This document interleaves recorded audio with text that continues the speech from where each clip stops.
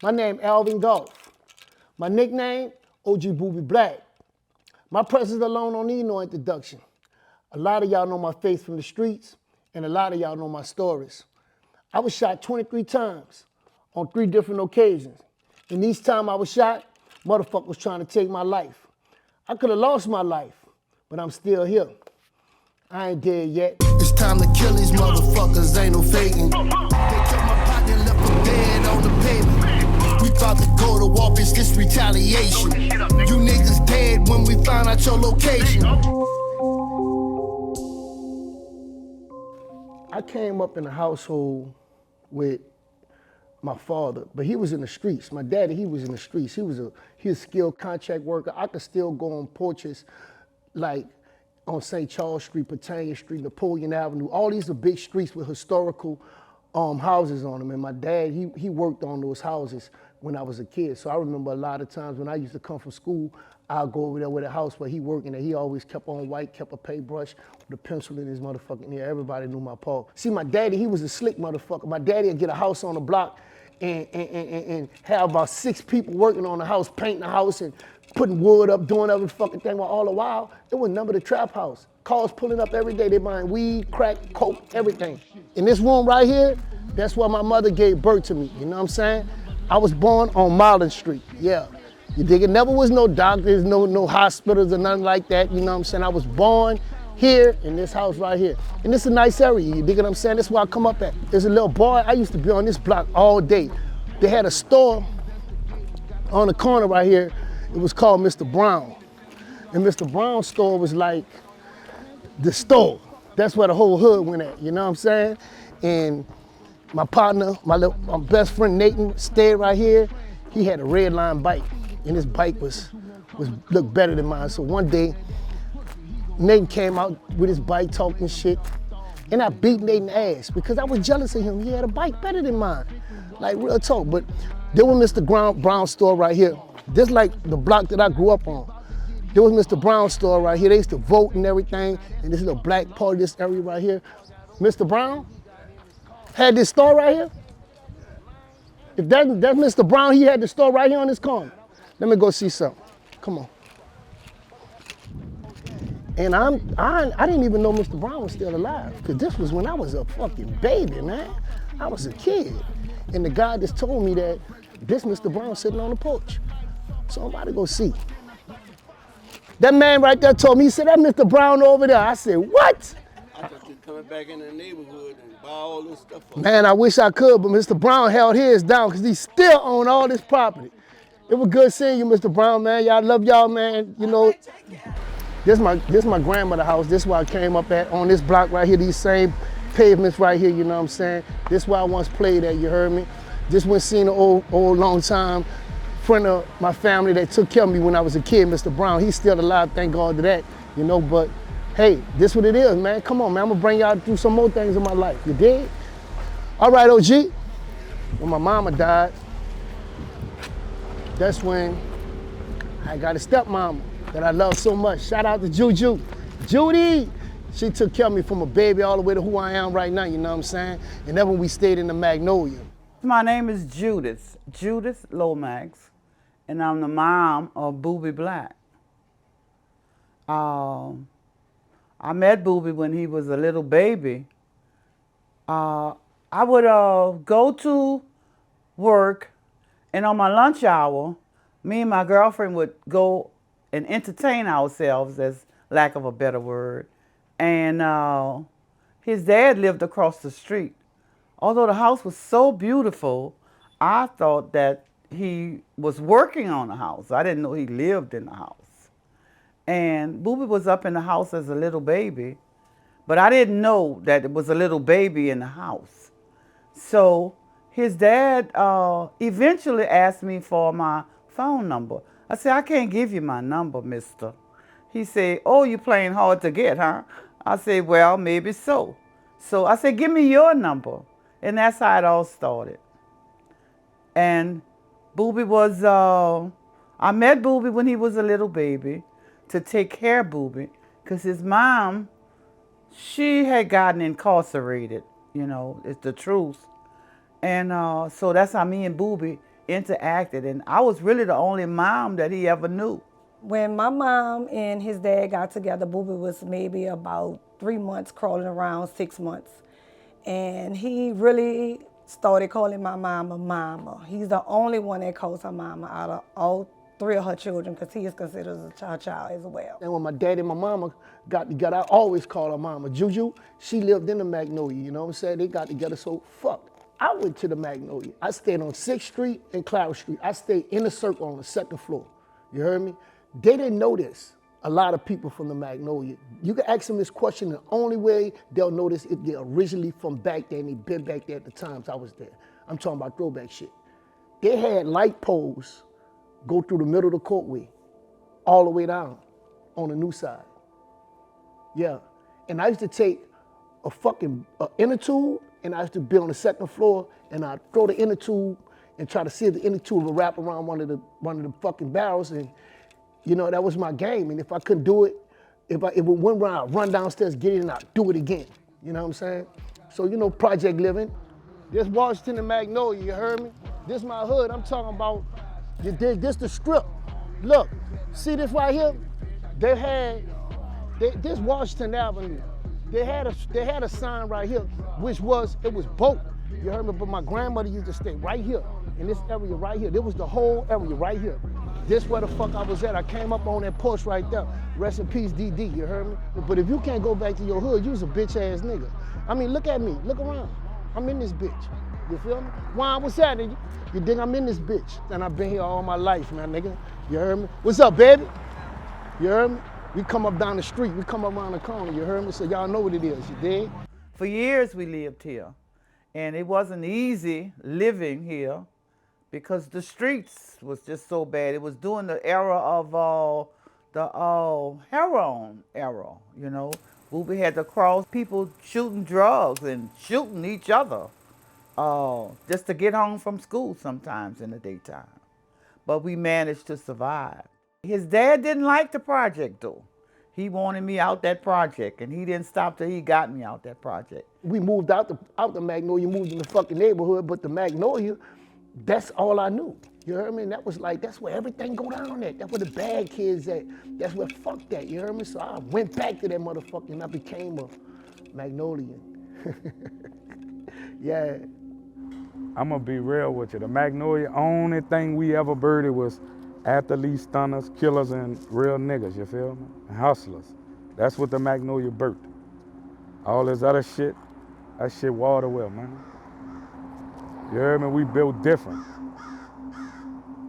It's just like the Magnolia, we got our own little style, our own whatever. We set the trends. I met Boobie when I was like 10 years old, probably like 12. He was one of the dudes your mama didn't want you with. Tried to teach me how to steal a motorbike and everything. That was like kind of my first experiences with him. And I always was an asshole in school. I used to fight every fucking body, you know what I'm saying? One time I burned a fucking garbage can up at Lawrence D. Crocker School, real talk. And that type of shit excited me. The teachers outside on the streets, all the kids outside on the streets, they had a fire drill. You heard me? I burned the garbage can up. But I always was a real motherfucker. You feel me? They didn't know who did it. You heard me? Before somebody ratted on me, I took my motherfucking charge. Yeah, I told them, they came and looked for me. Yeah, Alvin Golf. I already know what y'all want. Yeah, man, I burned the garbage can up. I liked it to get suspended, because when I get suspended, I could stay inside all day. But I graduated from Crocker. Yeah, I did that. You heard me? Because I told you I'm a smart motherfucker. I helped the motherfuckers pass grades in school. Then I thought I was a bad motherfucker when I was in school too. You know what I'm saying? But I'm gonna tell y'all the situation. I got my ass whooped in elementary school. Man, say you know something about an ass whooping, somebody kick your ass, you'll never forget their fucking name. You heard me? This dude, his name was Damian Travis. Man, I kept messing with him. And he was a red guy with good hair. You know, the girls liked to talking to him, you know what I'm saying? And I was jealous. So I'm constantly fucking with this dude. And one day he just jumped off the fucking bleachers and just started beating my ass. And I'm trying to fight. It's like every time I look up, I was seeing light. He was laying them bitches on me. And yeah, he beat me up in the gym. You heard me? I'm talking about he whooped my fucking ass. And I'm gonna tell you something I learned from that situation. When I got my ass whooped, I learned I was a real gangster. That's when I fucking learned. That's when I really found out I was a real fucking gangster. Yeah, you know what I'm saying? Because I'm telling y'all that he whooped my ass, but I ain't telling y'all the aftermath. I ain't telling y'all what happened after I got my ass whooped. You feel me? Okay, I had this little friend, partner of mine. He was ugly as a motherfucker. He had a missing teeth in the front, you know what I'm saying? But he was cocky and he could fight good, you know, and he heard about the situation because it happened in the gym and everybody laughing and talking. So me and him talked. And I said, man, I'm gonna get this bitch. I just want you to hold him. You heard him? Just hold him for me. Because, you know, back then, motherfuckers are running. You know, ain't how it is right now. Niggas wasn't using no guns and no shit like that. You know what I'm saying? This shit was like, it was like all love. You feel me? So I said, I just want you to hold him. Boy, we went to the school the next day. I seen that bitch. I seen him, and he didn't see me. But when he did see me, I had a stick. I whacked his motherfucking ass across his back with that stick, and he tried to run. And when he tried to run, guess what happened? My friend caught him, and guess what he did? He held him. He held him, and I whooped his motherfucking ass with that stick. I beat the fuck out of him with that stick. And when he ran this time, we let him go. You heard me? We let him go. And how I found out I was a gangster, huh? Because I was waiting for some more. I won't see what you're gonna do, bitch, when I see you again. I had that type of attitude in school. You know what I'm saying? Yeah. So I graduated from Crocker. Then I went on a deep end. You know what I'm saying? I went to middle school. Samuel J. Green. Yup, I went to Green. That's when the anger that's went to building up, and I had to be somebody now. Once I got in motherfucking Green, in middle school, it's like everything just went to going downhill. You heard me? I had a lot of fights at Green. They put me out Green. They put me out that bitch, and they sent me to the school supposed to be for bad kids. And this school was called Agnes L. Bold Wheat.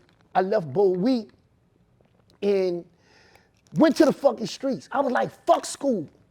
You know what I'm saying? They had Ghetto Boys had a song, you know what I'm saying? You dig? And that was my favorite line. He said, I come around with a smirk. Fuck school, fuck curfew, fuck homework. I walk around with a smirk.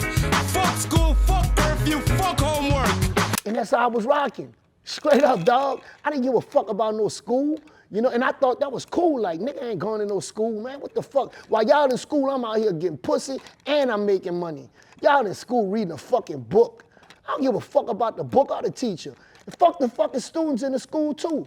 All y'all bitches, that's how I used to be rocking. I was an asshole, dog. You know what I'm saying? They couldn't put me in special ed because you have special ed for two things. You have behavior disorder, that's BD. You heard me? And then you have ED. You have emotionally disturbed. So that means like you fucked up in the head. So you need help because you're a slow learner. You know what I'm saying? I went to the fucking streets. You heard me? Come on, man, I'm 50, man. I was out in the street in the fucking 80s, dog. You know, when crack hit the motherfucking scene, I sell crack. I used to sell crack all day. I started buying flippers from a motherfucking dude. I won't say his name because that ain't what we do. But I take the flipper, $100. I get the $50 ones one time, then I get the $100. But on these days, he had the big $100 slabs. You know, I take the $100 slab and I kept a bobby pin. You know, I take the bobby pin, I pop that bitch on, pop, pop, pop, pop, pop, pop, pop, pop, pop, pop. I got 9 dimes. You do the math. And that's how I came up, you heard me? Then I went to getting 7-gram quarters, you know what I'm saying? Rest in peace, Killer Stone. He had the best coke in the city. You feel? That's my motherfucking, you know, my brother. Everybody, we was out there. Me, Dooney, Sterling, Mosquito, Gangster, man, Minyard, Disco, Stone, man, all us, we was out there. And we used to call it all-night flight. And we sell crack all fucking night. All night. That's when the crime came. You know, see, selling rocks and selling weed and all that shit wasn't no crime to me, you heard me? That was a hustle. That ain't no crime. I'm talking about the crime came, caught you with it, gotta get it. Bitch, you heard me? Up it. You know what I'm talking about? I ain't gonna say what I done because we doing a documentary and I never fuck over myself like that. But guess what? I done made a lot of motherfuckers lay down. 8-Ball and MJG, them bitches. Lay it down, lay it down. You hoes lay it down. Yeah, bitch, that was my thing. Caught you with it, gotta get it. And that's how I used to be in the streets. Bitch, if I catch you, if I want it, I'm gonna get that out you. I don't give a fuck about what you gonna do, who you gonna get, how many guns you got, how bad you is, how big your fucking name is. Bitch, I did that. What's up? You heard me? Come back and holler at me. That's how I used to be. So for me, having that fucking fight and I got my ass whooped, that really showed me that I was a real gangster. Like real talk. If we would see Boobie, you would like, okay, let's get out the way. You don't know what's about to happen. It might be gunfire, you know, anything. You just never know. Because he always was into something.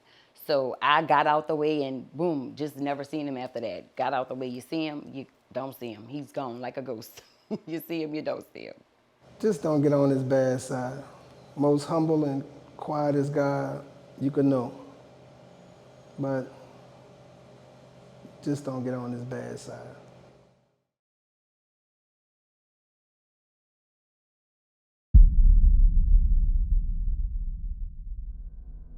In the streets of New Orleans, we have a thing where, you know, you give a man a pass. A pass is ownership, you know what I'm saying? It's like, you know, I honor that, you know what I'm saying? I might give you a pass because of your big dog. I might give you a pass because of your hood, where you come from, that I respect. I might give you a pass because of somebody in your fucking family that I respect. So I might give you a pass on your life. I done had a situation where, you know what I'm saying, I had some guys jump me. The Melphamine Project was a known rival project to the Magnolia Project. We always had beef with the Melphamine Project, you know what I'm saying? So this particular time, I'm in enemy's turf. They had a club called 2000 that's sitting on that corner like, you know, and I go around there, me and a few guys, you know what I'm saying? We go around that bitch. The guys from the Melphamine Project happened to be out there. And I was outnumbered, you know what I'm saying? But I didn't bow down. I mean, they whooped my ass, you dig? We win some, we lose some. They had a lot of guys in the Melf that probably didn't like me, but they had many in the Melf that loved me. They had major love for Boobie Black, you heard me? I have family in the Melphamine Project. I had girlfriends out the Melphamine Project. I got street niggas that I fuck with in the Melphamine Project. They gave me a pass. They could have killed me that day. They didn't have to come on me and jump me and, you know, whoop my ass. They ain't had to do none of that. They just could have came straight up, blew the gun, drove the guns, and smashed my motherfucking ass right there. Because I was in their turf. I was in enemy's turf. I didn't belong around there. That's too close to their project. I'm out of bounds, you know what I'm saying? But they gave me a pass. Because of some niggas that was in that crowd out there that night, they had respect for me, that ain't let certain shit go down. You know what I'm saying? It was a lot of reasons, you know what I'm saying? But shout out to those in the Melf, you feel me? Because we did our thing. Coming up in my era, you had to be somebody. And I'm OG Boobie Black. I ain't dead yet. I'm somebody.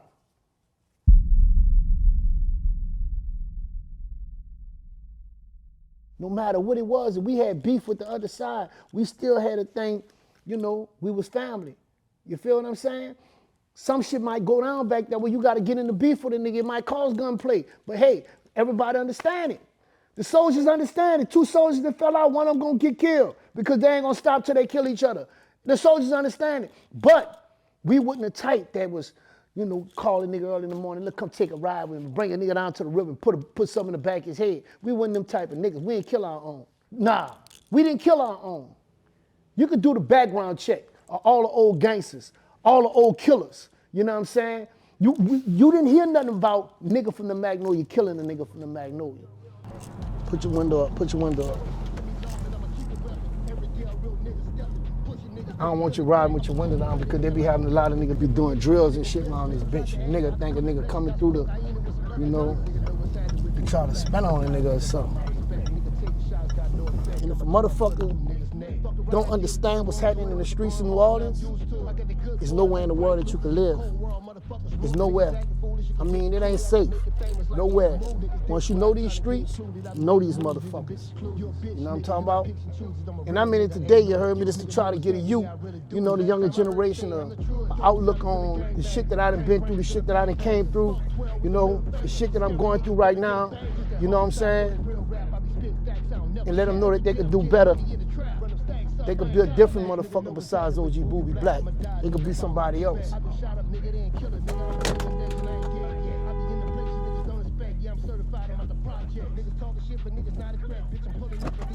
Bitch, you would've hit my fucking car, I would've fucked over your whole ass, bitch. Stupid asshole, man. Man, you gotta be careful out here, bro. You can't just be running up on niggas talking crazy. You can't just be acting like you this hell of a nigga out here, cause the motherfucker will try you. They got some young niggas out here don't give a fuck about nothing, and they motherfucking market is murder. I'm talking about they gotta kill something every day. That's how they stay alive. They stay alive by killing, because if they don't kill, guess what? A motherfucker who they ain't killed gonna kill them. So that's how they stay alive. I'm talking about in the hood where I'm from. Like real talk, 2023, that's how it's happening. It's a whole different motherfucking world. Like they talking about the purge, this shit worse than the purge. This shit worse than Afghanistan. You know what I'm saying? You got more than one nigga got a gun. The whole fucking clique got guns. And you think they ain't gonna use them if you fuck with one of them? Man, if you whoop a nigga ass right now today, you're getting killed tomorrow. Straight up, don't fight. Stay out the motherfucking way. And when that shit come your fucking way, that's when you handle it, nigga. I got niggas who I can snap my fingers and come and run your motherfucking neck, bitch, and bring me your head. Like real talk. And when it come your way, yeah, have a nice day. You know how it go. Real motherfucking talk, nigga. If you ain't living like that, stay the fuck out the way, dog. This store right here over here is where I stole my first motherfucking bike. It was a mongoose, and I went to fucking jail. This bitch right here, it used to be a time saver, you heard me? They had a motherfucker went in that bitch, left that bike out there, I came, took that motherfucker. My stupid ass won't ride the fucking bike around the neighborhood. I'm riding the fucking bike around the neighborhood, the police pull up on my ass. That was my very first motherfucking charge that I ever got in life. Stealing the bike from that motherfucking store right there. And what happened was, when you go to jail as a juvenile, you know, they call your mama and dad and be like, yeah, we got your son because he's such and such. And your mama could sign you out, or your daddy could sign you out. So this jail was really, this was like a fucking Disney World. You go to jail, you getting right out. So this really made you not give a fuck even more. I went to the juvenile jail so much, the people knew my daddy and they knew my motherfucking cousins and all them people by heart. You must be coming to get Alvin Golf.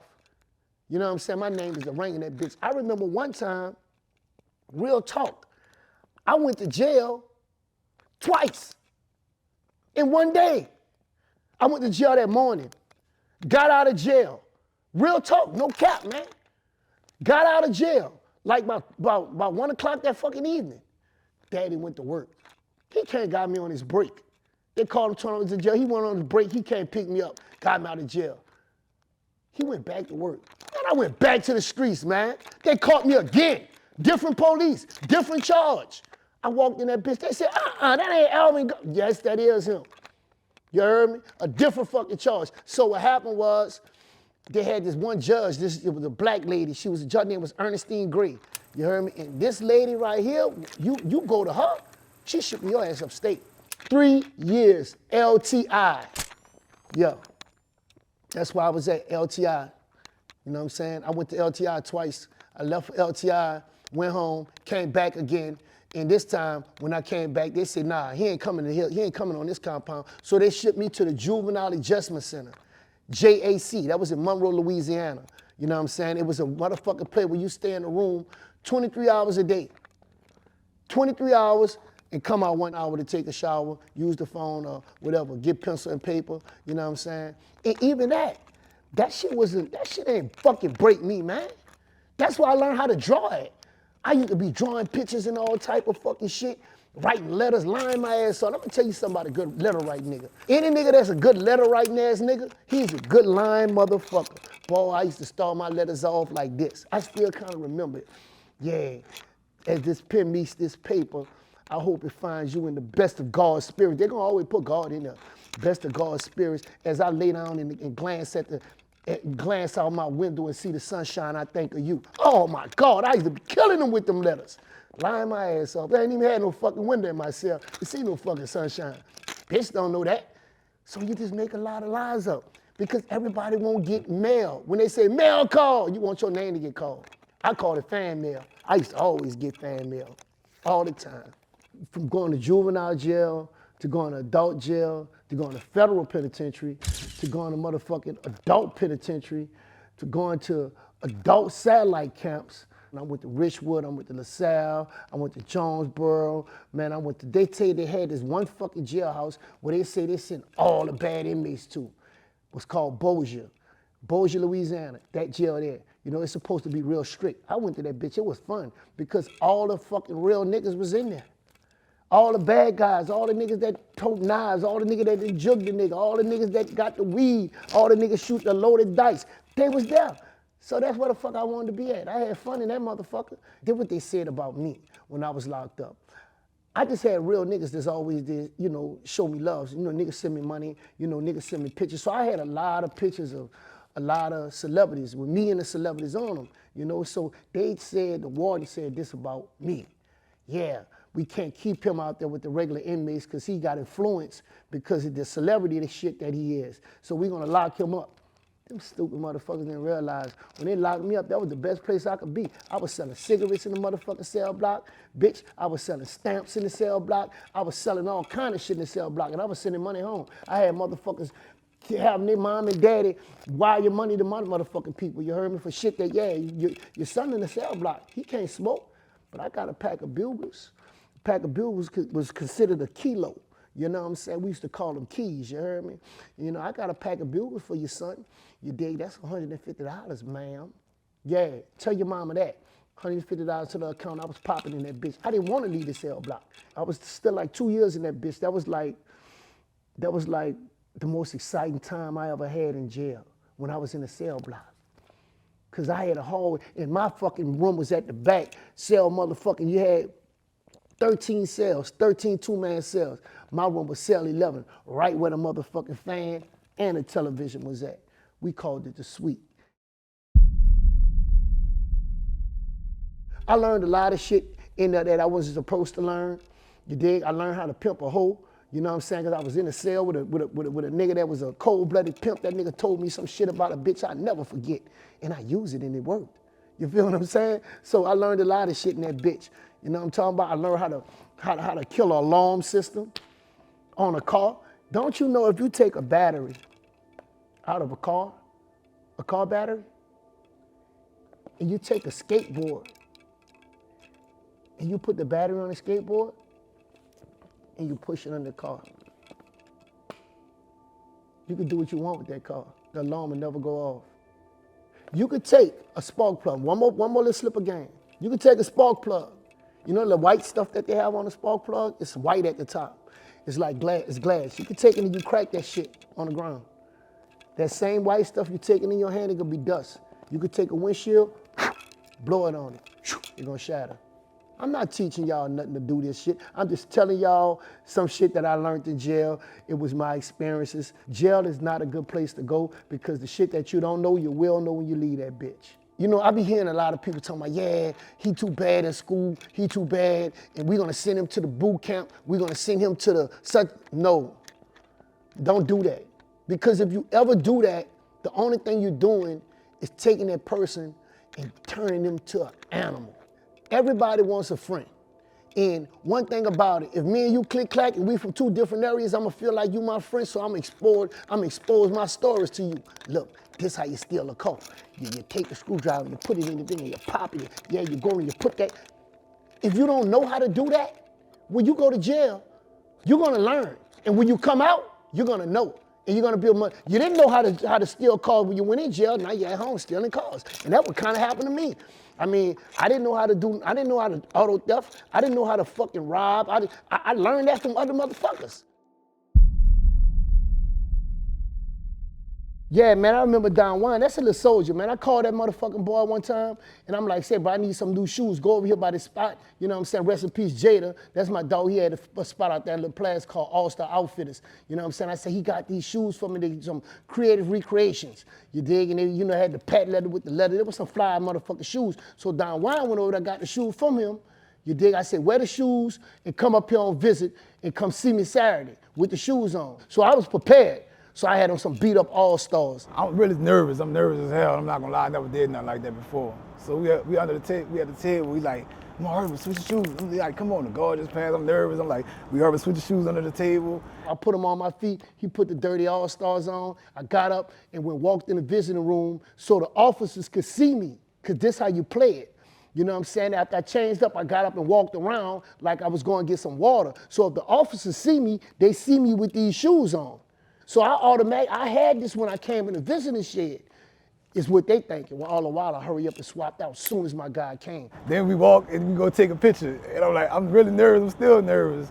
And I'm like, oh, we got this shit done. I'm like, that shit was gangster, you know? I never did nothing like that before. That was my first time. Shout out to Don Juan, because he could have got locked up for that shit if he would have got caught. But he still did it for me, you know what I'm saying? I'll never forget that shit. I couldn't stop going to fucking prison, bro. From a juvenile, now I'm an adult. I done got busted, you dig? Now I'm in the OPP. All these parish was this. Once you first come in there, they say, you're now entering a real jail. And I was in OPP 3 or 4 times. You know what I'm saying? I was even assistant tier rep. You dig? Where I was feeding niggas food. It's like, you have to eat from me. I'm the cafeteria. So imagine if I don't like you. I'm gonna give you one scoop in the slide and I'm gonna tell you get the fuck on. And I got a knife, like right tuck cup. You heard me, bitch? I'm the tier rep. I jug your bitch ass up. What's up? You want to see some blood, or you want eat that meal I just gave you? Cause you got a choice. You feel me? Get the fuck on and go to your cell. You heard me? Like, yeah. I got niggas wearing partial plates. I done knocked their motherfucking teeth out in front of the captain. I was in jail beating niggas' ass. They got niggas on the street, real steppers right now, could vouch for that. They could vouch for me on that. You know what I'm saying? Man, if you got a motherfucker that's in jail and you forget about him, you's a bitch ass nigga. I want to shout out C Murder, you know what I'm saying? You know, Cali, your legend, you dig? You know what I'm saying? I fuck with C, you heard me? I remember he came through the Plaza in '97. Y'all probably seen him on the video when him and the Pop was talking. He was talking about, yeah, man, remember you came through the jail? Well, when he came through the jail, I was in that bitch in 1997. That day I was on lockdown. I got word that C was up front, you know what I'm saying? I sent word, you heard me? He sent word back. You dig what I'm saying? I was like the most notorious niggas in that jailhouse at that time. There's one thing they say in the game, you know what I'm saying? You have to know your fake friends and your true enemies. You dig what I'm saying? And one thing about C Murder, you know what I'm saying? That's my partner, you heard me? That's my nigga, you dig? Free him, you know what I'm saying? I wearing it on a shirt. Yeah, you know what it is, you dig what I'm saying? You'll be home in a minute, homie. You know what I'm saying? Just hold on, man. Every nigga that's locked up in jail, man, you know what I'm saying?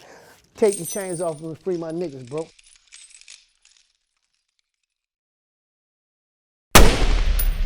I know y'all probably heard that old saying, that old superstitious thing like a cat got 9 lives. I used to believe that at one point in my life, you know what I'm saying? I used to look at myself like I was this black ass fucking dog or whatever, you heard me? I just thought I was immortal, I couldn't be fucked with. And I really thought a motherfucker couldn't harm me, you know what I'm saying? But I'm gonna tell y'all about this time when I was shot. Yeah, I was shot on 3 different occasions in my life. You know what I'm saying? I was shot in the year 1991, I was shot in the year of 1994, and I was shot in the year of 1997. But I'm gonna bring y'all back to the summer of 1991. Man, I'll never fucking forget this shit. It was an evening, like, you know, real hot summer, you know what I'm saying? And it's like, they have a Pizza Hut that's in the Magnolia project. It's located on the corner of Washington and Claiborne. And everybody from the Jets used to go to the Pizza Hut, you know what I'm saying? That was like a little hangout. So I made an order earlier that day, you know? And as I'm going to get the order, I'm coming out the fucking Pizza Hut, and I see this car outside in the parking lot. And it's parked suspicious. It looked kind of funny. It's like in a getaway mode, you know what I'm saying? And then I noticed they have 4 niggas in the car. You know what I'm saying? So as I look, I see one of the niggas in the back of the car that I got main beef with. I want his fucking head, and I know he want mine. You know what I'm saying? But I'm saying to myself, like, damn, these niggas trying to ambush me, you heard me? I can't let it happen. So what I did, I dropped the pizza, and I broke out and ran. You heard me? They had a little cut at the back by the fence where it leads from the parking lot to the project. I was lucky to make it through that cut. But they jumped out the car, motherfucker. I don't know if it was 2, I don't know if it was 1, I don't know how many, but I know these niggas shot like about 27 times. and I was hit. I know I was hit because I seen blood on my pants, blood was on my shirt, all on my hands. Basically, I had blood every motherfucking where, but I still had strength. And so with that strength alone, I kept going, you know what I'm saying? And I managed to survive that incident. I made it out. That incident there, I was shot 4 times. I was shot twice in the back of my leg. I was shot once in the top of my shoulder, and I was shot once in my back.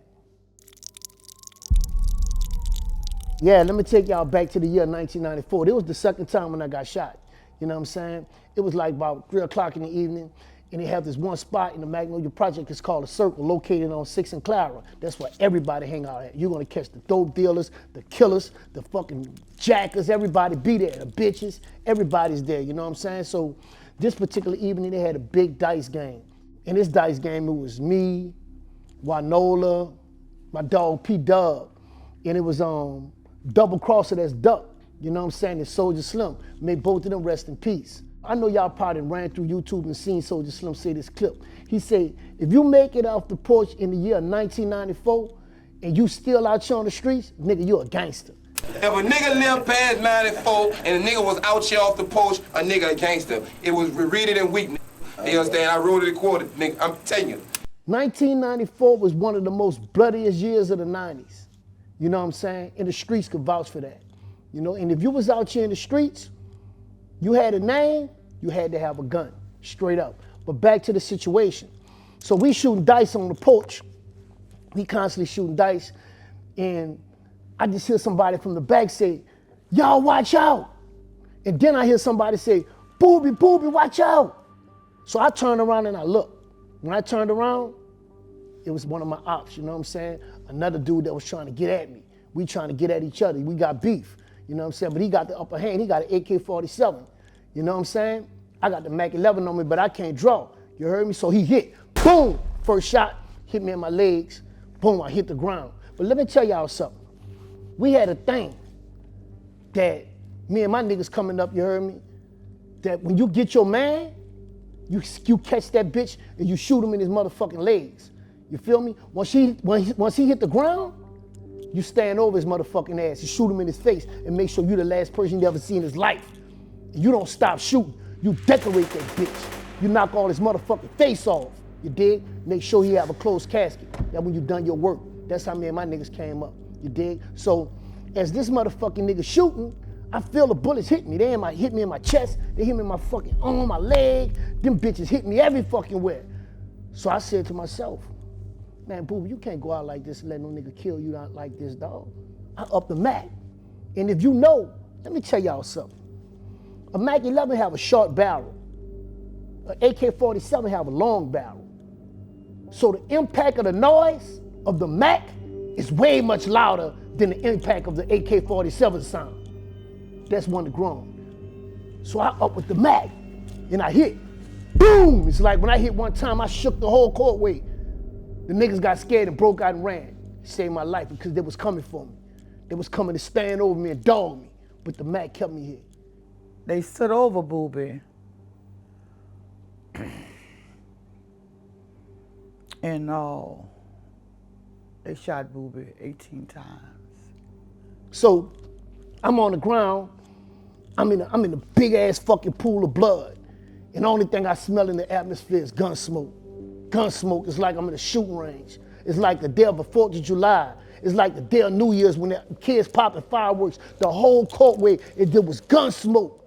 Nasty out there. Everybody thinking I'm dead, you know what I'm saying? But I'm just laying there because I watched this cowboy movie where when the cowboy gets shot, he always pretend like he dead. He don't never panic because he said if you panic, you can lose blood and you can bleed to death. So I took up that theory and I just laid there. And they had people that was, oh, Boobie dead, he dead, they shot him up, he gone. But I just was laying there. So the ambulance came.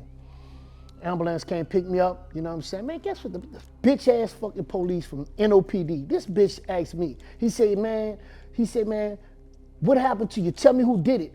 Let us know so we could find him, so we could get him just in case you died. You know what I'm saying? I'm like, you bitch ass nigga, I'm saying that to myself, you heard me? Because I'm still quiet. I'm being peaceful. I'm not panicking or, getting my blood to rush, you heard me? So we're on our way to the hospital. We get to Charity Hospital. When I get to the hospital, They immediately went to surgery on me. They did not say, well, listen, he have to wait here, you know, so the doctor to come. And you know how most surgery, they have to wait, you have to go through anesthesia, all that type of shit. They put me straight on the table, put a gas mask on my face. Went to sleep. When I woke up and I was really conscious, it was like 2 days later, I was in ICU. You know what I'm saying? I still had my arm. I could still move my fingers and everything. His right arm that he lost was big as one of my thighs. That's how swole it was. I had stitches, like from the top of my arm, they stitched it up all the way to the top up here somewhere, you know what I'm saying? And it's like, my body was swole. I was like Popeye in that bitch. I'm talking about my neck was swole. I just could do this here. My chest was, you know, puffed out. You heard me? My stomach all on my side. You know, this what I was doing. I was shitting because I had a colostomy bag on.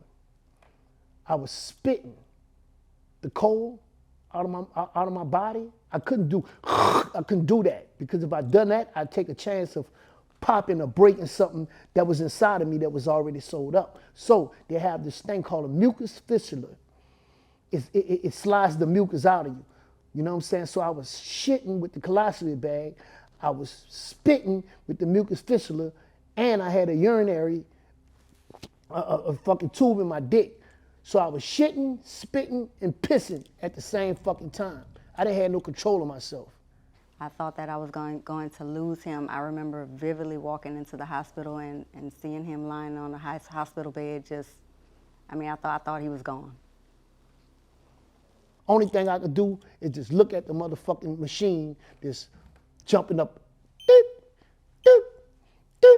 Sometimes I couldn't go to sleep. But when they come and they put that morphine in me, you know what I'm saying? I'll look at my IV and I'll see the shit coming down and boom, as soon as it hit my arm, I get drowsy and I'm gone. All Boobie was worried about was, could he have sex? That's what Boobie was worried about. Mama, could I still have sex? I said, Boobie, you worrying about sex and you're about to lose your arm? What is wrong with you, Alvin? I'm starting to really feel myself, like to see my body now, moving my toes and, you know, moving my fingers. I told you I still had my arm. I'm moving my fingers and it's not bad. But I can't move up because I got shot in my back and I'm still swole back there. You know, but I feel something on my leg. And it's a fucking bandage. So I fucking made, so I got up. I pulled that fucking roll back. Man, I had a big fucking bandage around my leg or around my fucking supposed to be dick or whatever. You feel me? So I asked my mama. I'm like, my feet, I can move my feet, but my dick gone. And she was like, boy, you talking about your damn dick and cause you do this and you about to lose your fucking arm. Them people about to cut your fucking arm off because you can't move your hands. I remember all this here. But I actually thought in my mind that my dick got shot off. But what happened was, my dick a soldier, bitch. Like real talk, I got skint. You know, the bullet went down there and it skint my dick, bitch. You know what I'm saying? For those that know. You heard me? You dig what I'm saying? There ain't no lying about it. You feel me? Yeah, it skint my dick. And yeah. I was like, I thought my shit was gone. And he had it bandaged up. And even though my mama said that it was still there, you know, I couldn't feel it. You got IVs, I couldn't feel nothing. So I asked the doctor. And see, when the doctor told me, yeah, it still works. It's still there, it still works. It just got to heal. It was skin. The bullet ripped it, yeah. When he told me that, I'm like, yeah, you know, dick still work. Bitch, I can still walk again. I'm coming.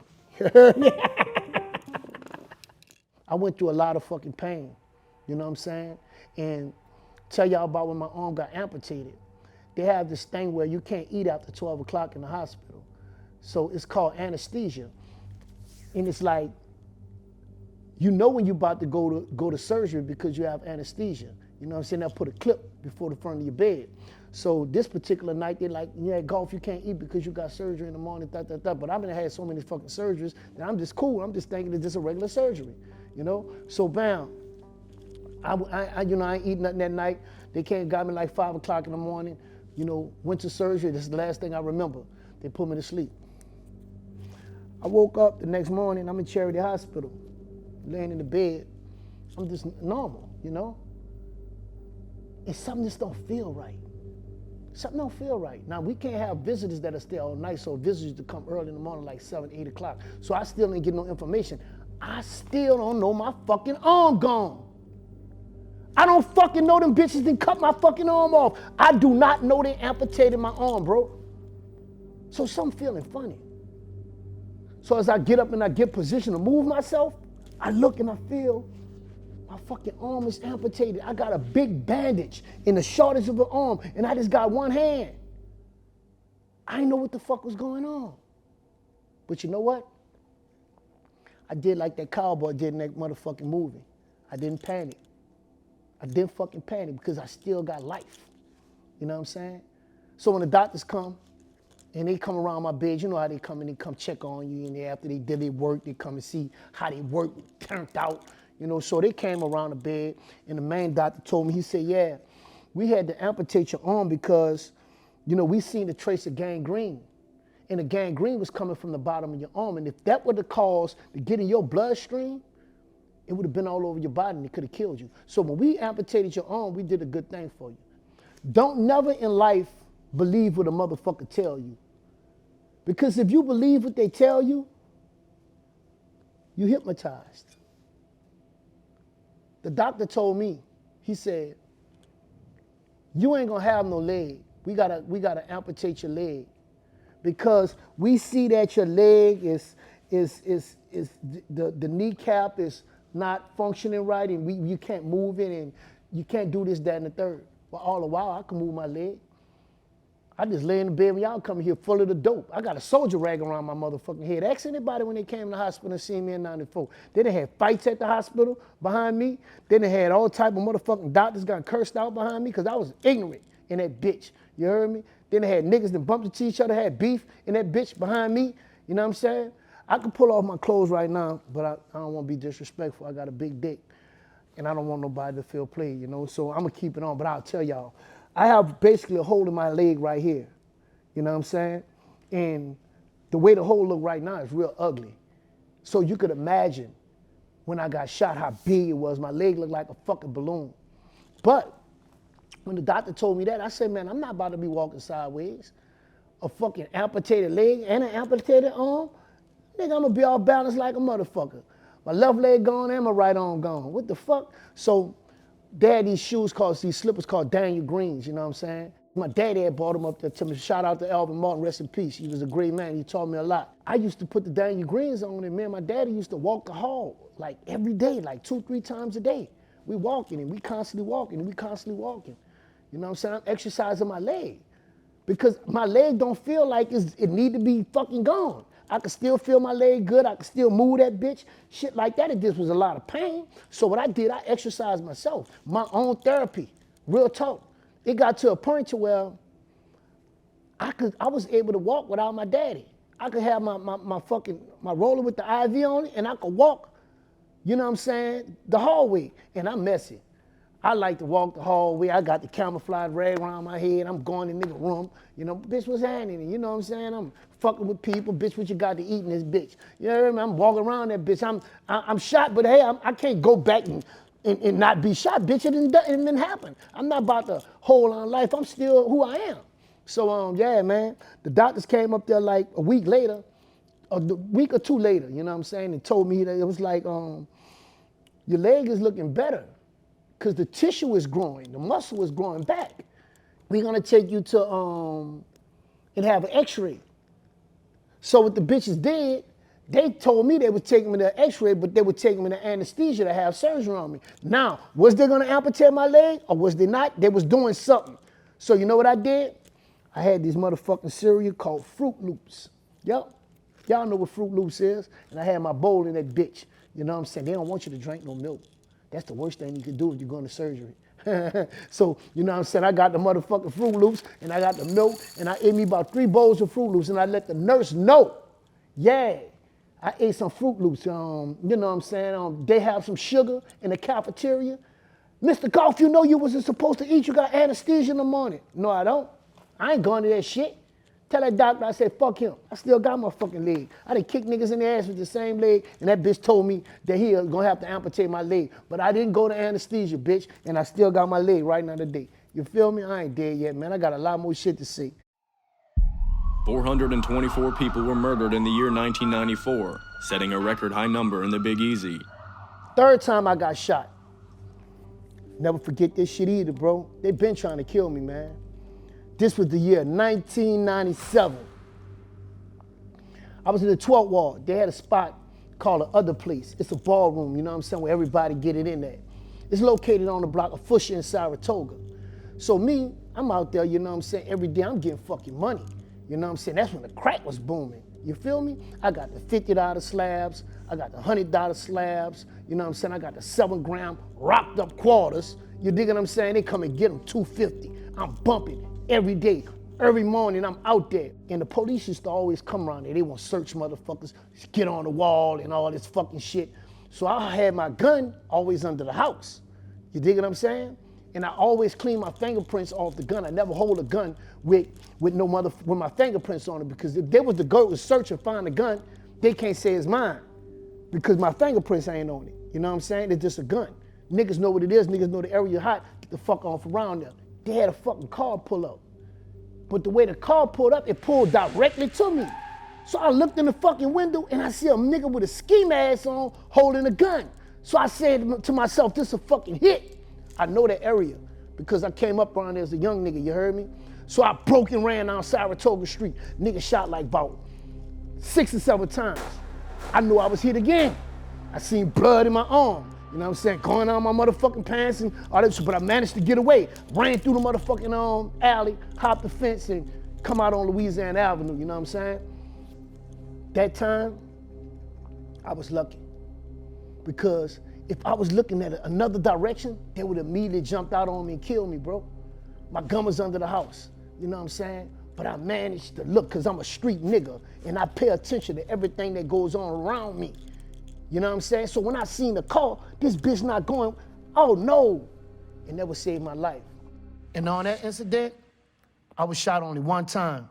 I'm still here, I ain't dead yet, a living legend. The reason for me naming my documentary, this documentary right here that y'all watching, the reason for me naming it, I Ain't Dead Yet, because really, death is inevitable. We have a birth certificate and we have a death certificate. Why we have a death certificate? Because everybody's gonna die eventually. A lot of motherfuckers wanted me dead. They had a lot of people hating on me. They wish the nigga would have shot me up, and when I got shot up, I died. I was shot on 3 different occasions. Niggas been trying to pick me off, knock me off. You heard me? That shit been happening with me, you know what I'm saying? That ain't nothing new, it's normal, you dig? But I'm still here. I got one arm. I done had more bitches with one arm than I had with 2. I done made more money with one arm than I did with 2. I done did more shit in the game than I did with 2. I done did a lot of shit with this motherfucking one arm. I done beat some niggas' ass with this one arm. This bitch like a little short bat. You feel me? Look. Yeah, I done fuck some niggas' ass up because they underestimate. They think, oh, I'm gonna come out and fight like that. No, bitch, I'm gonna grab your fucking ass like that. You heard me? And I'm gonna come out my motherfucking shirt, beat your fucking ass. I'm talking about I used to fuck some niggas up, dog. You gotta think about it. Look. Nothing but the shoulders. Nigga can't hold it. It's a weapon. You know how they say in the Bible, no weapon formed against you shall prosper. I'll never be for God, dog. Never. Shout out to the Lord. I done prospered on a lot of the bitch ass niggas, but this motherfucker though, I'm telling you, and this bitch definitely a weapon. I learned in the game that it ain't about today and tomorrow. It's about forever, you know what I'm saying? So longevity plays a big part into my life, you know? And a lot of times, I didn't used to think that that was important. I'd pick up my gun in the morning and, hey, I wasn't even sure if I was coming home that night, but I was willing to do that gangster shit that I had to do in the streets, you know what I'm saying? And I called it gangster, but really it was petty. It was some bullshit, you know, because a lot of shit I was doing, I didn't even have a reason for doing it. I just did it because the streets was validating who OG Boobie Black was. They called me a real nigga. They called me a gangster. They called me this hell of a nigga. Well, all the while, when I go home at night, I didn't feel that way about myself. You know, sometimes I used to be lonely as a motherfucker and I wanted a friend. I couldn't have no friends because I had this real nigga image to portray. You know what I'm saying? Some people used to be afraid to talk to me. And all the while, I wanted to talk to them. I wanted them with me so I could talk to them, so we could kick it. But they was afraid, you know what I'm saying? And the reason why, it was because of the image that I portrayed. I portrayed the image of a bad guy. I needed love. I needed people to show me support. You know, I wanted motherfuckers to come to my party. You know what I'm saying? I wanted to be a normal nigga, but I just was living this motherfucking, this life that I couldn't let go of. And I'm gonna tell you something, people. That shit be fun as fuck. It be fun when you can fuck any bitch you want just because of who you are. When you can go in the motherfucking way you want and niggas respect you because of what the fuck you represent and who you are. You know what I'm saying? I have to tell niggas, man, my presence alone don't need no fucking introduction. You ain't gotta ask a nigga my name because they done already heard about me before they seen me.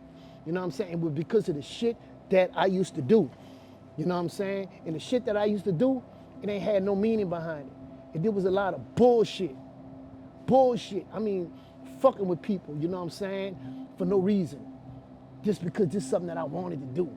I was afraid to bring forward to the table. I didn't want to let people know this other side of me that, you know, Boobie was a loving, caring nigga, you know, that's a real nigga behind, you know, everything, you heard me? You know, he'll sit down, he'll talk with you, he'll sit down, he'll cry with you, he'll sit down and he'll express his feelings and, you know, and y'all could exchange, you know, y'all feelings. He'll do that type of shit with you and he'll be 100% pure, you know?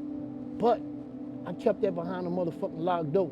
And I kept this fucking cold-blooded, black-ass, raw-ass nigga image. Why am I like that? You know what I'm saying? I asked myself that a lot. You know what I'm saying? And I found out the reason why. Because I'm afraid to be who I really am. I was an angry motherfucker, bro. And God forbid, I'll fuck you up. I was the one that they call first when something go down. I was the one that they call first when they wanted to do something. I was the one whose name they said first when something happened. I was the one. Anytime a nigga wanted to do something, man, call that bitch Boobie. So you know what I look at? I look at it like this here. I was a crash dummy. Yeah, that's what I was. I was a crash dummy for my friends, so-called friends.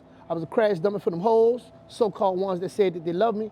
I was a crash dummy for the people because I wanted that attention. But one thing I can honestly say that I stick to and I never let go. If a nigga play, he gonna fucking lay. Period. That's the rule. It ain't no if and buts, ain't no getting around, ain't no justifying. And that's just what it is. You know, but sometimes we have to separate ourselves from the bullshit. Because if we entertain the bullshit, we'll become part of the bullshit. People talking about y'all type of ways, people disrespecting you on social media, you know what I'm saying? It's just so much shit because you are part of the bullshit. But when you separate yourself from that, you be that one nigga, man. You be that one nigga and you always live, you heard me? You live and always know that it's all about longevity, all right? Know that. Bitch, I'm Michael Jackson, bad. Hey, I swear, I don't. I know, he told you to gamble. I do not gamble. Why you gamble? He don't gamble. Shit. You make me hyper. I say for Bulldog. Get him. Fuck, man. Every time I get this nigga. I shoot 200 on my come out. Bet. Shoot 200. 100. Shoot 100. Yeah. Yeah, I fuck with Black Jesus. Not the wreck. The real Black Jesus. He be counting that money. I don't give a fuck Y'all about know what's happening, man. Y'all know what it is, y'all. Y'all know what it is, you heard? I'll take this money. Y'all know what it is, man. Why these motherfuckers always in the front yard shooting dice on the porch? Them little niggas got them broads. Sale after sale, the cell phones keep clicking. The pots on the stove, the cocaine about fit. I'm not playing. Stone rips. OG Boobie Black can make a half a whole brick. Racks after racks, rubber band. Do not, and I repeat to all trappers, rappers, and gamblers out there, do not shoot OG in the dice game. Listening, he'll talk the stink out of shit. You feel me? Hey, we thought we had him on the ropes one time, and he came off like a vicious dog, biting. Came out and cleaned the house up. You know what I'm saying? And matter of fact, you know, I'm looking for my revenge right now, cause you know what I'm saying. Hey, backdoor Lil Joe from Kokomo. You feel me? Dukes, how they go to the pond, 2 by 2. Shucky ducky quack quack. You feel me? Boobie, I'm on your motherfucking ass. I want my goddamn revenge back. I need to get my lick back. You feel me? Let's get it. It's fucking crazy, bro. Cause like, all right, you know, like when I came up shooting dice. Like, you know, watching my brother shooting dice, watching people in my hood shoot dice. So when I meet Boobie, like he gonna always keep 2 pair of fucking dice in his pocket, in his hand. So I'm taking him for a joke. I'm like, yeah, man, you know, he like, man, I'm telling you, what's up with these dice? He shaking them, baiting me in, really. Like, I'm like, man, boo, you can't fuck with me on them dice, bro. I'm telling you now, bro, like, you know what I'm saying? So he like, man, let's shoot. We going to green room. We start shooting head up. Oh, man, I'm telling you, I'm playing Boobie back to back. Boobie is busting me alive. Like, I'm talking about hundreds after hundreds, man, thousands, man. Like, he in my pocket now. Then he making a joke out of it, like, yeah, man, you can't fuck with me, man. I'm like, man, Boobie, I'm gonna get you. So I'm keep coming back for more. Boobie like, man, you're not gonna be able to mess with me, man. I went across the world doing this. I went on tours. I got people scared of me to even shoot dice with me. I'm like, man, Boobie, I ain't scared of you, man. You know what I'm saying? This and that and that. But you know, he beat me every time. I ain't gonna lie, I never really won, bro, cause he always bust me up. You know what I'm saying? And he told me that before I even played him. He even gave me chances. But I'm like, Boobie, I know I can get you, bro. I know I can do this. He bust me out. It's crazy. OG is wild competitive. I've never seen this motherfucker, one arm would tell you he could beat you in ping pong, swimming, basketball, anything. So this motherfucker, him and Ron the same way. So these motherfuckers, no matter where we at, we was in front of Roscoe's Chicken and Waffles one day. Hop out the car, these motherfuckers get to running. He said, man, come over here on the sidewalk, let's race. I'm like, man, you are old, man. You don't know what you're doing. You too old, man. Come on, I'm about to take off. And sure enough, we started racing. I'm talking about he was gone too. I ain't gonna lie. He fast for his age. He fast as hell. And I still ain't beat him yet. We done raced about 3-4 times, and I still ain't beat him yet. And then OG play these moves too. He might like pump fake you a couple times to where you ain't ready, and then when it really go, he gonna burn your ass. He gonna hit you with all the type of old school tricks, OD competitive. Don't race him because he gonna trick you. You think you faster than him. And he lighter than everybody because he got one arm. He tricking y'all. You gotta watch out. Boobie always felt that he could do anything. He never allowed his one arm to affect him in no kind of way. So he felt like, well, man, you 14, you can't beat me in pool, you can't beat me in pool. Raised that Boobie, they didn't got into, you know, this competitive thing. You know how it is, everybody won't win. I said, Boobie, I'm gonna beat you in pool, brother. Man, you can't beat me in pool, let's bet. I said, what you wanna bet? Man, if whoever lose gotta run up and down the hill. Now this a steep little hill. I said, I thought they got deers and everything back there. Like, all right, you sure? Man, I'm telling you, you can't beat me in pool, you can't beat me in pool. I said, all right, brother, so dog, listen, we played 15 games of pool and Boobie ran down that hill 15 times. Razor kind of got the best of him that day, you heard me? Man, soaking wet, bro. Shirt drenched, sweating, you heard me? But he was a man of his word. And on the 16th time, he beat me, bro. And he just ain't let that stop. He ain't never let them 15 times stop that he was about to beat me one time. So, you know, that just catered towards his drive and his ambition, though. He never allowed nothing to stop him.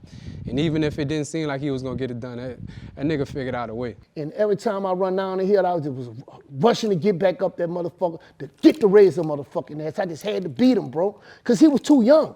And he talked too much fucking shit. You know what I'm saying? It got to the point to where I really beat his ass one time. But I said in the back of my mind, I said, I'll never fuck with that young nigga again. And he always been like that. And even with Menace, you know what I'm saying? Everybody he compete with him, he beat him on some type of video game or some type of shit like that. But Razor turned out to be a great motherfucking man.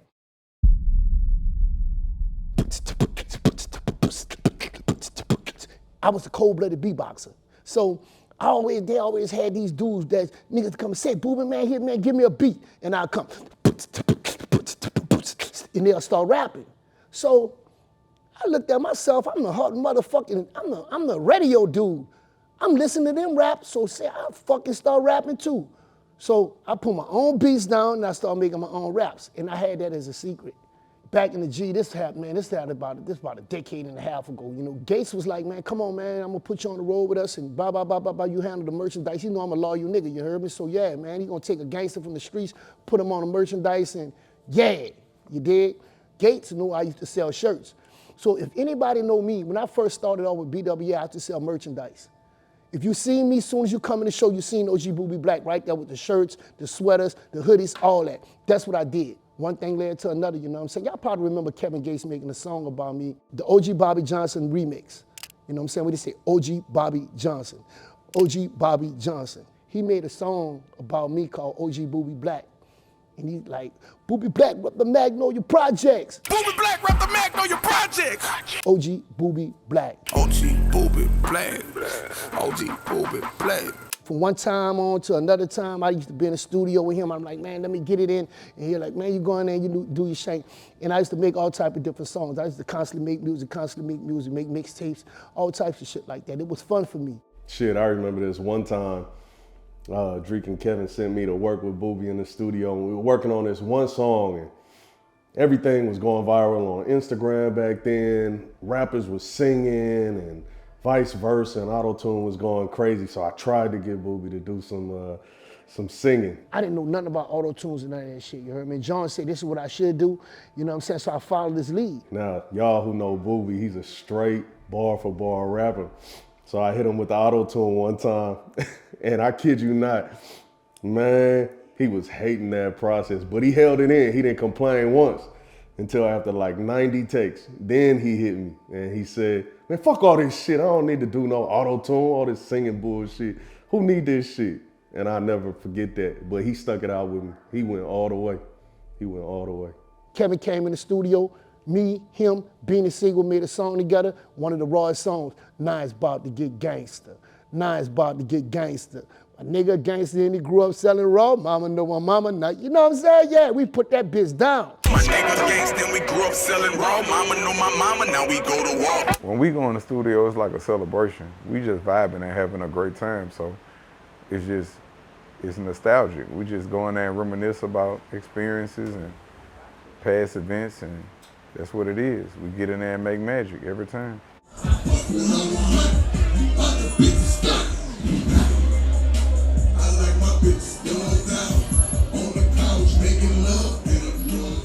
Everybody wanted their bitch thugged out. I like my bitch thugged out. On the couch, making love in a drug house. We found the right beat, and the right words went on the right beat, and it was just, the energy aligned at the time. It was a hit instantly.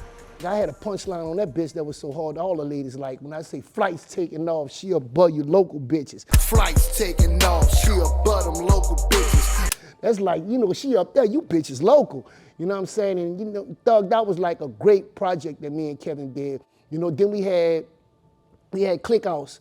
You know what I'm saying? We had my dog Stroke on that bitch. Stroke talking about, you know, how Kevin had the cameras on the house. Cameras all around.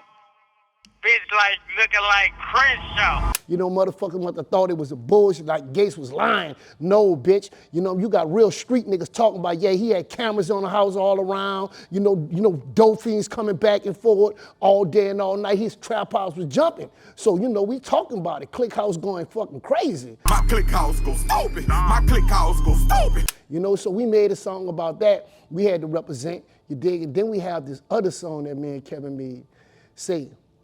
This one of my favorite songs, you feel me? It's called Be Quiet. Kevin taught me something. He like, man, listen, check this out. We gonna go back and forth on this bitch. And if you ever listen to the song Be Quiet, you'll see that Kevin to come with the verse, I'll come with the verse. Kevin to come with the verse, I'll come with the verse. Kevin to come, I'll come. Certified nigga on the bitches about them digits. She got a good job of selling pussy for a living. What up, Boobie? Cut up, a bitch you dumb, don't turn me on. Married to the money, need a big bang roll. Drew be told change hoes like clothes. Man, we have so many motherfucking songs together. Me and Kevin could make a fucking mixtape, probably 2 mixtapes. We have music together that people never heard of. You know what I'm saying? So, you know, I just keep it in my archives and I keep that, you know what I'm saying, the souvenirs to myself. I got what you need from the work to them bitches. That Boobie Trap for real, better ask the last witness. Boobie Trap is something that I made like my own. Once you listen to Boobie, you're gonna get trapped. You feel me? You're gonna like that shit, cause I'm dark, I'm gangster, I'm street, you know what I'm saying? I'm also intelligent, I'm smart, I got game to give a motherfucker. So Boobie Trap always was something in my mind, if you listen, you're gonna get trapped. I went in the project in Florida, I'm talking about the last exit, and I did a video back there with all the Zoes. I had the Zoes out there, I had the bitches out there, I had a motherfucking 911 Porsche, the motherfucking the Audi R8, the motherfucking Bentley. Rest in peace to my motherfucking dog Merc. You heard me? Merc came out there with me, Merc Menace, all of them was out there, Merc pushing the Bentley drop top, you know what I'm saying? When I did the first Boobie Trap, it was like, I ain't stopping. So I did Boobie Trap 2. When I did the second Boobie Trap, I'm like, I ain't stopping. So I did Boobie Trap 3.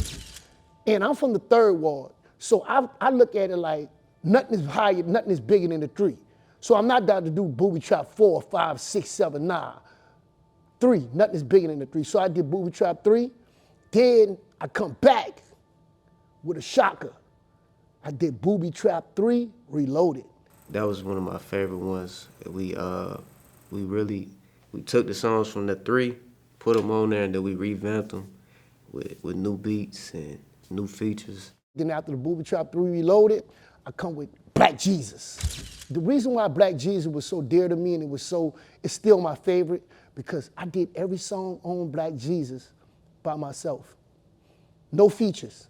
And the reason why I named it Black Jesus is because if you look at the story of Jesus Christ, everywhere he went, he was hated. And the reason why he was hated, because you know that theory goes back to say that knowledge is king. He had all the knowledge. He was so smart. He could do anything that people asked him to do. So he was hated. You know what I'm saying? They made him carry a cross through the village and threw rocks at him and this, that, and the third. So Jesus' story and my story is basically the same. Our Father who art in heaven, forgive me, Lord, but I'ma keep it weapon. Every day a real nigga stepping. No matter where I go, you heard me, motherfucker gonna hate on me for some type of reason. And half of these bitch ass niggas and hoes, I never done them nothing. They just hate on me because of the name and the shit that they heard, you heard me?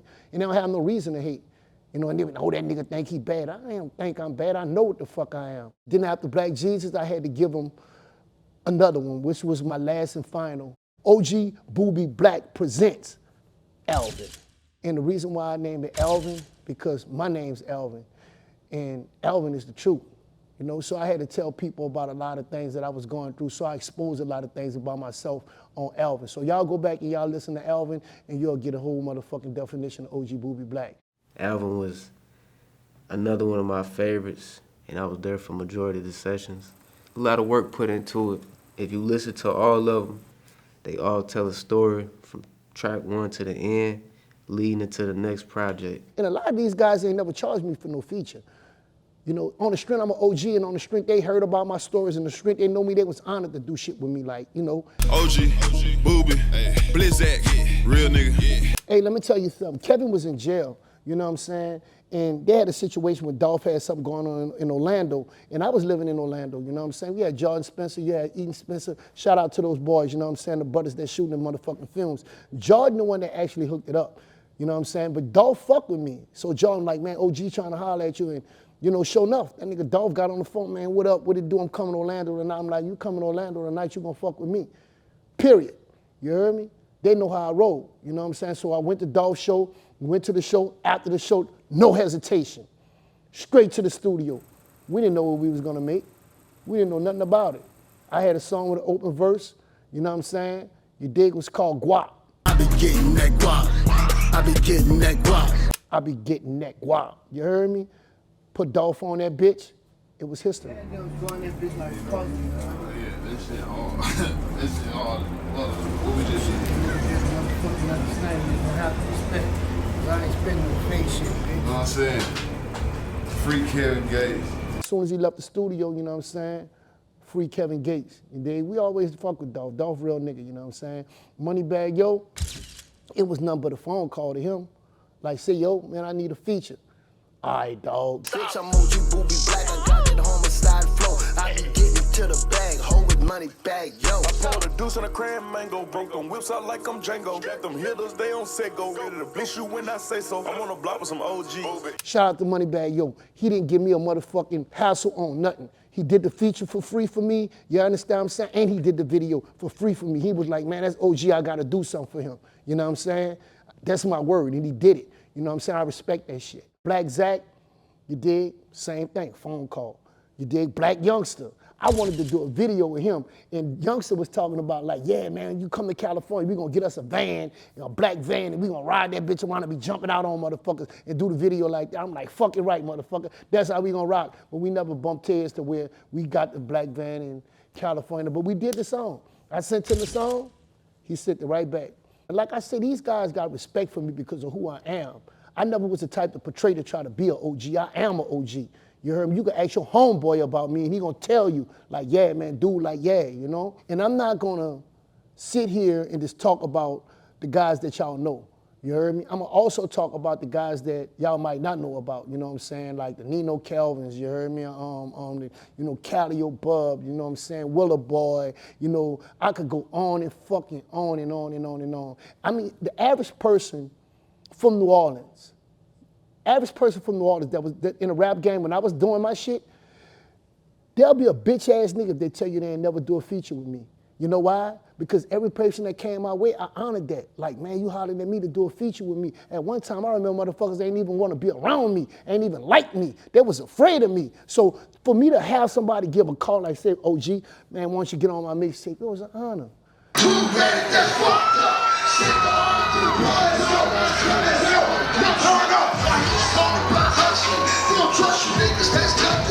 Tour is amazing.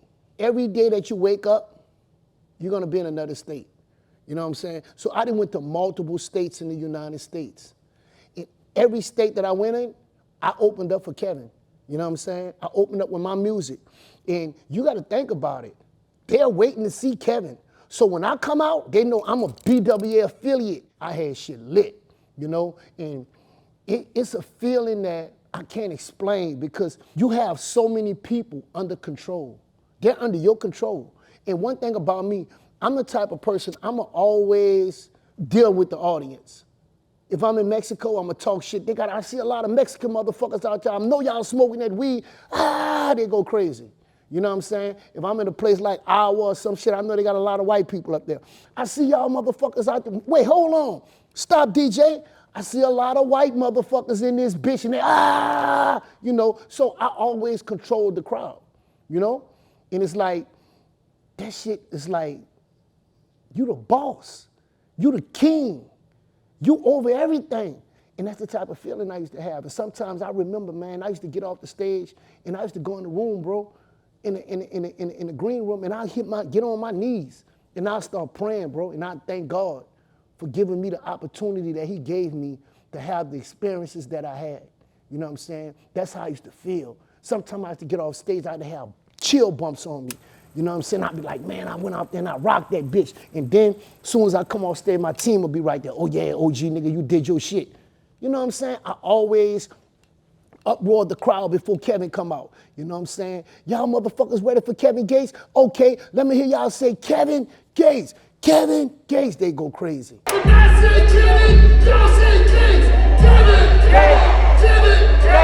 You know, I always was the hype man and I always had my own shit. So I like really played two roles at one time. You know what I'm saying? I had my own game force when I came out there with my music. You know, shout out to Kevin Gates, my brother, for always giving me the opportunity to let myself be known. You know what I'm saying? And giving me an opportunity to make sure shit happen for myself. You know what I'm saying? Make my own platform. You know what I'm saying? And it's like, to be on stage amongst people, lots of people, bro, it's amazing. It's amazing. I can't explain to y'all that's watching this documentary right now how I feel. That's like me to tell you how I feel smoking crack, you know, or how I feel jumping out of an airplane without a parachute. That's how I'll have to explain it. I can't explain that shit, but that shit is so amazing, bro. I be chopping bricks like Bruce Lee. I be getting money like Goldie. I be chopping bricks like Bruce Lee. I be getting money like Goldie. Real nigga bitch, yeah, you know me. Yeah, you know what I'm saying? I used to talk that shit and they come out, you know what I'm saying? They try to hop on stage, the girls going crazy, you know what I'm saying? Right? You know, I used to like that breakdown. You heard me when that beat coming, I be chopping bricks like Bruce Lee. I be chopping bricks like Bruce Lee. Yeah, you know what I'm saying? Yeah, so Bruce Lee was like one of my favorite songs, you know? I liked it that one. I like it. I want to tell what I liked the most about Bruce Lee, how I used to get the crowd going crazy. They used to go crazy when that song come on. It was the beat, It was the flow, and it also was the way I used to reenact on stage. Because I used to be on stage cutting up. I walk to one side, look over here and look at them, go to the other side, walk over here, look at them, put my hands up to the crowd. I always reenact with the crowd, with the people. So I'm always appreciated, you know what I'm saying? So shout out to the rap game and all the rappers that's in that motherfucker. OG Boobie Black, salute. Hi, my name is Matt Composure. I am the music director for Kevin Gates, and I play piano for him on stage, on tour. I've spent a lot of time with OG Boobie Black. He asked me to come and speak a little bit about an experience we've had together, so I thought I would share about the time OG and I tripped on mushrooms together in the airport, accidentally. So we were on tour, and OG was given a gift by a friend of his in California, which were what we thought were some, you know, pretty mild mushroom chocolates. And one morning, we were about to get on the bus, but it broke down, so we had to catch a flight. And this was not expected. And OG had eaten a lot of the chocolates, like many. And so what I did, I take a bite of chocolate. That bitch was good as fuck. So I ate a block. Then I ate another block. They these little small blocks. I must have ate like 6 blocks. You heard me? And I gave my boy Mac the rest. And I had a few as well, like 2 or 3 of them. And so we had decided we were gonna get on a flight. And basically, me and Boobie had like a complete out-of-body experience in the TSA line at the airport. I didn't know what the fuck was going on. It was like the Escalade seemed like it was opening up, going to hell. You know what I'm saying? It's like the people was around me. Everybody was running and coming. It was doing like everybody up to something. Mind you, this was kind of like right after COVID times. So, you know, we were feeling crazy. He was getting the sweats. I was barely holding it down. We were on another planet. I said, bro, hold me, man. Just hold me and guide me to the airplane, because I don't think I'm gonna make it. And everywhere I was walking, it felt like I was walking over a cliff. We were worried that they were gonna, you know, like give us an issue or whatever if we seemed sick, and you know, because it's a different time now. I was fucked up on the mushrooms. You know what I'm saying? And I didn't know that shit was that strong. I didn't know it do that. So Mac holding me, you know what I'm saying? We get on the plane. You know what I'm saying? We get on the plane, and when I sit in the seat, the fucking plane, with the plane with the taking off, I feel like everybody was going on the plane, and I was about to fall out the window or the back door or something. I just felt like I was gonna fall. And the whole time Mac had held me down, he was like, Boobie, you're gonna be all right. You know, he gave me some water and everything. And that was a fucking voyage, that was a journey that I went on, man, my God. I'll never forget that shit. Everywhere I went, if you ever took mushrooms, you know this for a fact. Everywhere you go, it's gonna feel like there's a hole in the floor. It's like every fucking where I went, it's just like, man, that's the water right there. I can't go over there, I'm about to fall in the sea. Man, that's a cliff right there, I'm about to fall off the mountain. Man, everywhere, the airplane taking off, I'm about to fall out the plane. Everywhere you go, it feels like you're falling out. It feels like you're in an illusionary world, you know what I'm saying? Yeah. So that shit, that really fucked me up, you heard me? You know what I'm saying? Shout out to Mac for holding the real nigga down. You know what it is. Honestly, it changed our relationship a lot. And it really brought us together in a very unique way that only we could understand, because it was an experience the two of us had shared that was extremely specific to us. And you know, OG is a very, very genuine and nurturing person. And you know, he's tough, he's been through a lot, but he's also very caring.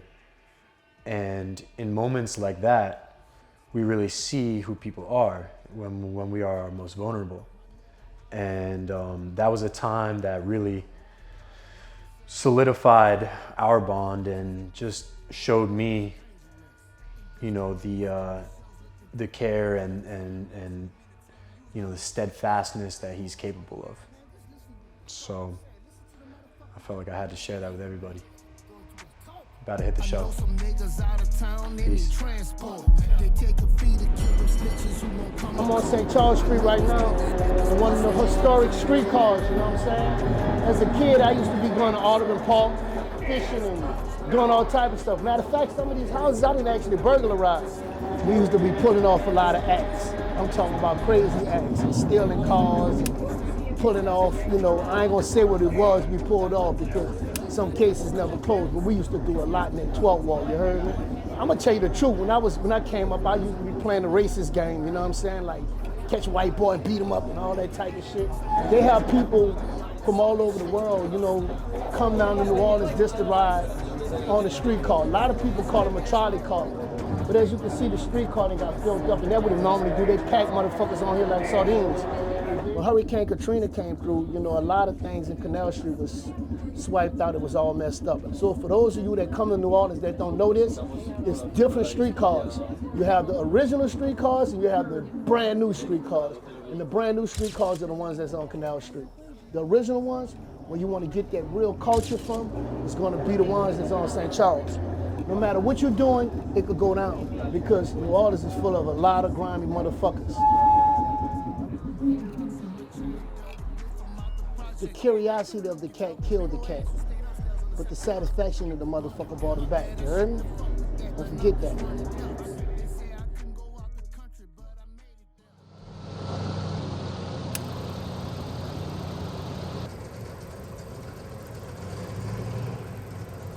Hurricane Katrina came through and fucked everything up. You know what I'm saying? Magnolia flooded out. Callio flooded out. New Orleans flooded out. It flooded everything out, so it took a lot of history. It took a lot of shit from us that we held dearly to. A lot of our people died in that situation, A lot of people, didn't make it. I was fortunate to make it because, my daughter was born, Elkaya, So she still was a baby, When all this was going on in the news, I just pay attention to shit. And at the same time, I had money, I had 2-3 cars, Man, fuck it, let's just go on a trip. Everybody else going to Texas, so we hit the Texas. You know what I'm saying? In the Minute Maid Dome, while we in Texas in a room, I'm thinking this shit a joke. I really looked at the TV and seen people dead, floating on water, talking about help. And I'm like, that's my fucking city. Stayed out there in Texas about a week or two, go back, man, everything gone. I mean, everything. They had to create a whole New Orleans, man. You know what I'm saying? And you dig? My condolences goes out to the people that died, to the families that lost family members in Katrina, because I know it's a harsh moment, and a story to bring up. You dig? Because a lot of people fell victim to a lot of things in Hurricane Katrina. We had the older people that really loved their community. They loved their houses because they build those houses. They work to put things together in those houses, and that's all they know. And those people were stubborn. Those people didn't want to leave. And they had a lot of people that was left in those houses that didn't make it.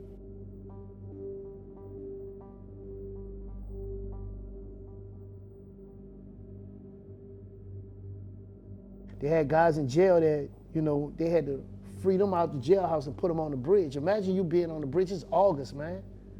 It's fucking August. The hurricane came and it was gone 3 days later. So now it's August. You got this wet ass motherfucking shit all on the bridge. They had them out on the bridge suffering, bro. You had people on Canal Street floating on water, you know what I'm saying? Rigor mortis in their body and swole them up. They float like balloons out there. And all this happened to my city. But we shook back. You heard me? So now we have a second New Orleans, more powerful. You digging what I'm saying? Yeah, we still get it in. We still do our thing. That was nothing but a minor setback for a major comeback.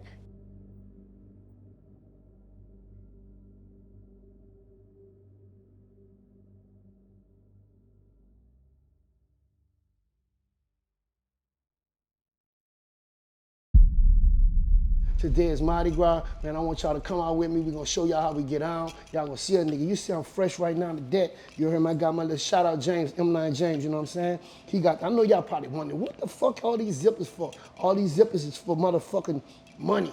You feel me? I tell a bitch this. I got $500. You have a choice. You can open one of these pockets, and if you find the 500, it's yours. But if you open one of these pockets, and you don't find the 500, you gotta suck my dick. Now, which bitch wanna fuck with one of these pockets? Well, fuck that. I'm just fucking with y'all, man. Y'all come on to Mardi Gras with me. You heard me? I'm about to go outside. Real talk. Say, see this right here? This right here? We come from the knuckles, you heard me? I'm talking about like, yeah, nigga out here all day, you know what I'm saying? Bumping the field, doing whatever it is, that's real, you heard me? But this the block. Like, real talk. Shout out to my nigga King. You heard me? Get well, nigga. What's up? You heard me? My nigga, you heard me? I'm talking about shit, bro. This bitch right here, been here. Some of the realest niggas in the game that came through this motherfucker, you heard me? We used to record at the back. I'm talking about like real talk, you heard me? You know what I'm saying? Shout out to my nigga King, you know what I'm saying? Hi, Bezo, where you at? Yeah, you already know. That's how we love you. Yes, Lord. That's how we love you, dog. It's good. That's how we love That bitch hot about to come around, you heard me? I'm talking about real niggas, man. I don't give a fuck where I'm at, man. You know what I'm saying? Real niggas, bitch. You already know what it is. You know what I'm saying? Real nigga shit, bitch nigga consequence. You heard me? You fuck around and slip, you gonna lay there, nigga. That's what it is. It's good, love. Standing, fellas. Hey, and that's just how it be, bro. You know what I'm saying? If you in your hood and your hood ain't got no love for you, who the fuck you is? You ain't really no factor. Like real talk. Say, I'm OG Boobie Black, you heard me? But before me, it was all the other OGs in the game, you heard me? This one of them right here. He ain't gonna say too much. You understand what I'm saying? You see his face, you heard me? He's serious, a big package. Yeah, that's what it is. He a big package. That's my OG right there, you heard me? Where you at? She about to come. Pull up. Pull up. The hot boys out, you heard? Yeah, we outside. Uptown boys out, yeah.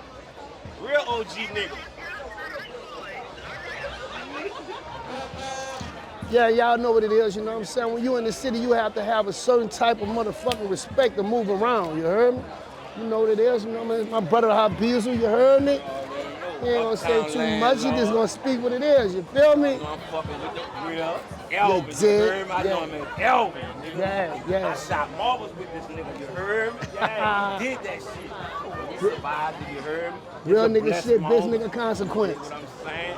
We blessed, my nigga. We the chosen one. And we out here. Fuck them hating ass niggas, you heard me? Believe that. Yeah. If you have a problem with a motherfucker in the city of New Orleans, you're definitely gonna see them at Mardi Gras, for a fact. I mean, motherfuckers not staying inside. I mean, but this holiday right here, it's not even a holiday. It's just a big fucking day, it's a celebration. And the day, that's where the fuck I'm gonna be at. I got people that's actually, we have these things in New Orleans called coconuts, and it's like, they take these coconuts and they draw your name on it, they paint your name on it, and they paint these coconuts to be in all type of different designs. The coconut might be a face. The coconut, like I actually got this girl named Kelly, that's my girl, you know what I'm saying? She made a coconut for me, and it has the booby trap, the B code, you know, all the shit that promotes me. So the coconut is like big promotion, but we have this thing down here, it's called a Zulu parade, and you have to be up like 5 o'clock in the morning to catch it. That's the only parade where you'll get a coconut from. If you get a coconut from any other parade, it is not the Zulu, the coconut cap, straight up. That's the only place you get the original coconuts from the Zulu parade, and that's where I'm going at today. I have like 3 people that made signature coconuts for me, and I'm looking forward to reaching them in it. But I'm saying it's like you in a pit of nothing but crabs and everybody just trying to grab shit. So think about it, when this person is giving me this coconut, I can't tell the person that's behind me to not try to take it. So you gotta be a monster out there in the crowd. We out here at the Zulu Parade on Jackson Avenue, you know what I'm saying? Your boy OG Boobie Black, I'm out here. You already know that.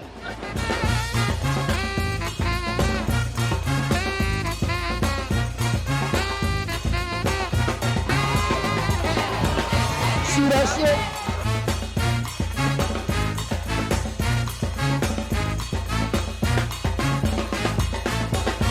Custom made OG Boobie Black B-Code fucking coconut. She about to give it to me. Y'all check it out. See what I'm talking about? We about to see what it is in this bitch. B-Code, OG Boobie Black. Yeah, we out here, you heard me, we in New Orleans, you dig what I'm saying? This is another thing we got going on, you heard me? Right now we got my dog, big old motherfucking Spy Boy from Uptown. Spy Boy Walter, show him your pretty feathers, baby. What's up? Show him your pretty feathers, Walter. Show him your pretty feathers, Walter. Yeah, you know what I'm saying? Yeah, he's showing him his fucking feathers. That's what he doing, you heard me? He going to war, nigga. What's up, what's up? Yeah, you already know. Here come the chief, here come the chief. That's the chief right there, you heard me? This is my motherfucking man. So you can't pass this here. So See, you can't go past this. You go past this here, you seeing the chief right here. You dig? Man, it's the only way we have this at New Orleans, man. And all the Indians know me. Let them talk to him. Let them. Yeah. Peach, man. Yeah. See, he backing up. He backing up because he don't want you to see his feathers, because once he show his feathers, he's showing the world what it is, you heard me? You know what I'm saying? And if there's another big chief around, they draw them feathers and they fucking go down.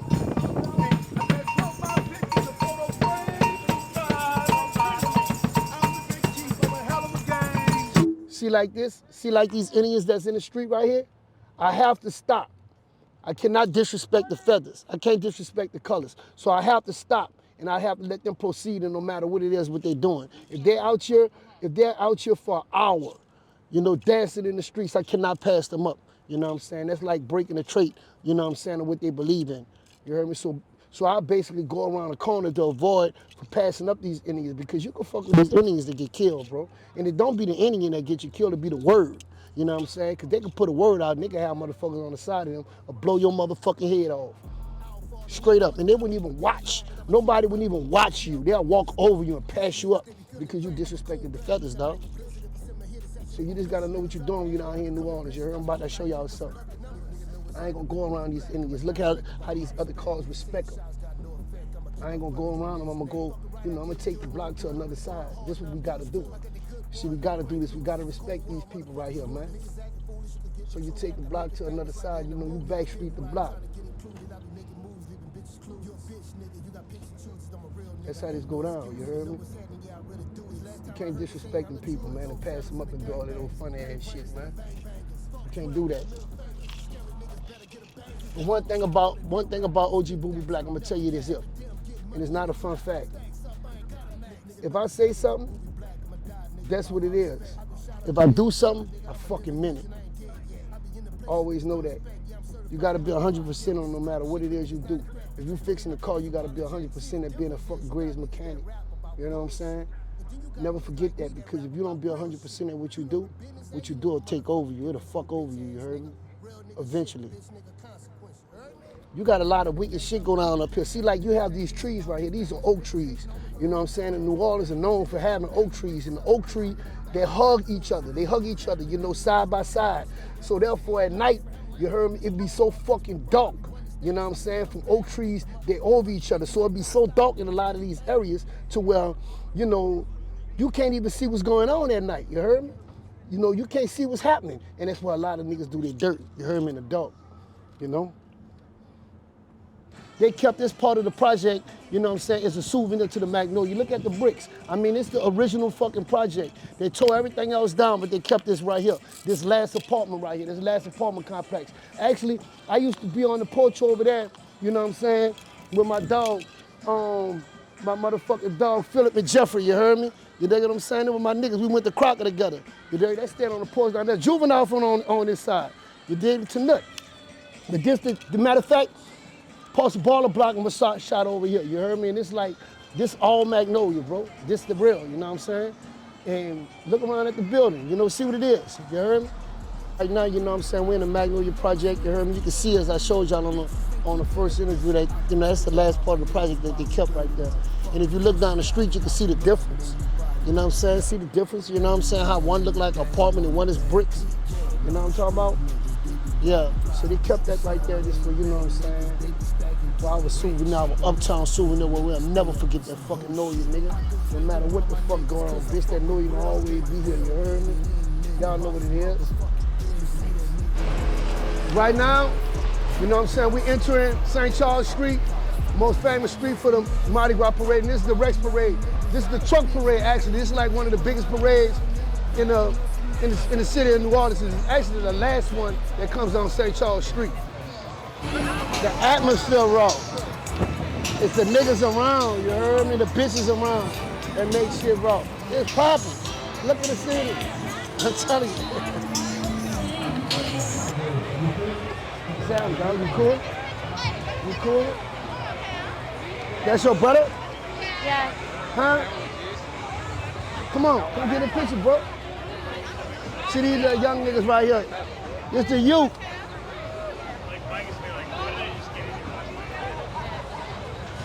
Put your hands down. What you putting your hand up for? You in the game? What would you put your hand up for? With that look. Now you can do this, so it is. Don't put your hand up because you can throw up the wrong sign, and the nigga be gonna get with you. Be cool, dog. Cool, bro. In the city, we be really living. A lot of homies lost out. A lot of homies winning. Living in the ghetto, all I had was my ambitions. Then I'm a like Killer Star sounded a real nigga in the street, having a good time. I'm focused on my bitches. My city got them killers. My city is the illest. Living in the city, ain't too many niggas friendly. And all my dogs locked up in the penitentiary. Living up in my city, you gotta be with your business. My niggas grinding, be grimy. You gotta keep it extension. The bitches be on a mission. Can't trust them, we gotta feel them. The youngest be thugging. OG right here. You heard me? Every time he come in town, everything shut down for this man. You hear me? This is an OG general. You hear me? Everything stops.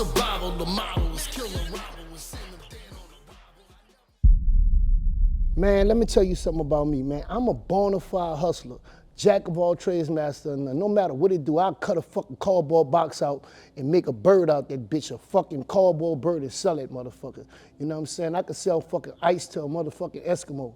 You dig? And it's like, I always had hustle. I remember back in the game, like, I dressed the whole motherfucking project at one time. You know what I'm saying? And even, you know, they had this club called Key West. It was in Metairie, you heard me? And Key West was popping like every Saturday, Sunday, sometime Friday. I used to go around Key West with a fucking whole trunk full of shirts.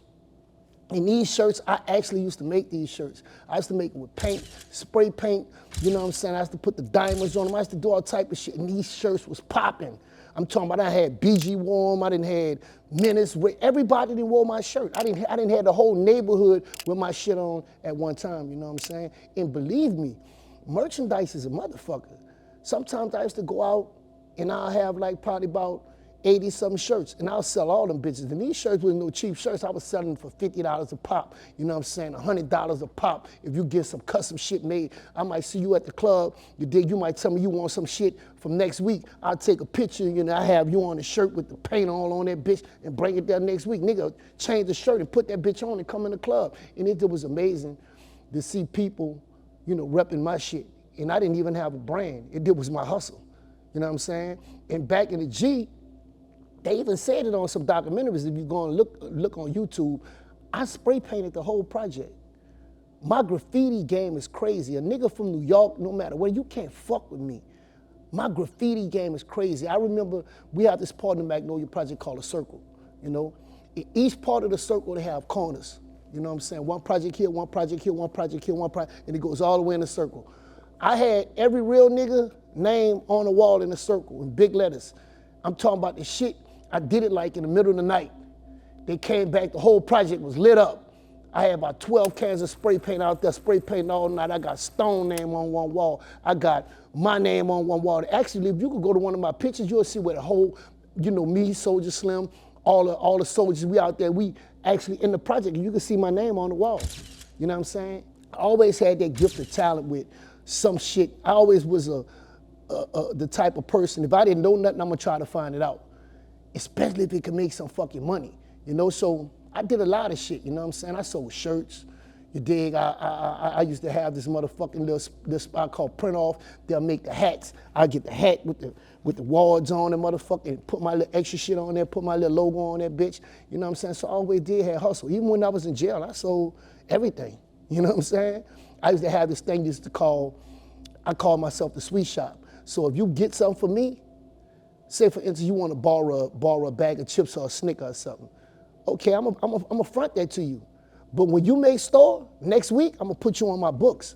Next week, you gotta give me double. So you have to give me a bag, 2 bags of chips and 2 Snickers versus me giving you 1 and 2, you know what I'm saying? Double up all the time. I always did have hustle. Even to this day, man, I'm an ultimate hustler. High and fluffy that's the new game. Dogs are something that everybody loves. Everybody want a damn dog. Because the dog can't talk, a dog could be around you, he can always, you know, come up on you and, you know, lick on you. And people love dogs. Let's just keep it real. So my guy, Ox, shout out to Ox, He's just a fucking scientist when it comes to dogs. It's shit like a science project. You always trying to make something better and different. He got a motherfucker from China somewhere to ship a dog over here and all type of shit. He knew the genetics, you know what I'm saying? And he taught me a lot, you know, and it's like, once you sell a dog, it's addictive. You have a motherfucker that's coming buying dogs for $30,000, $20,000, you know what I'm saying, $50,000, you know what I'm saying? I'm talking about these dogs are real rare, you know, and High and Fluffy, we are the ones that could make those rare dogs. You know what I'm saying? We have that chemistry, we have that chemical, you know what I'm saying? We have ox. Invest in your business, keep on going. Don't let nothing stop you. I want to take a moment of silence for my guy Cat, you know what I'm saying? Cat was a good guy, you know what I'm saying? Cat's no longer with us, but Cat's on this motherfucking documentary. So I want to take a moment of silence for Cat. Who this is right here? Wait, let me see something. Oh man, that's Cat. Show your face, nigga. That's the one y'all can't catch on camera, you heard? Rest in peace, Slank. But back to the game, you know what I'm saying, what it is, you know what I'm saying? All us got dogs. We have many motherfucking dogs you want. You heard me? You want to buy a dog, get with me, get with Ox, High and Fluffy, any one of the bugs. We all teammates, you know what I'm saying? High and Fluffy, man, that's the shit.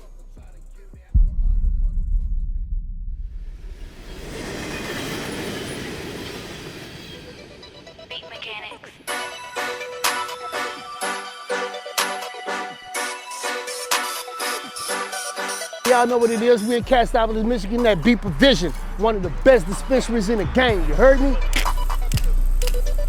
Who would ever thought, you know, me, OG Boobie Black, Magnolia Project, Uptown New Orleans, would have his whole room full.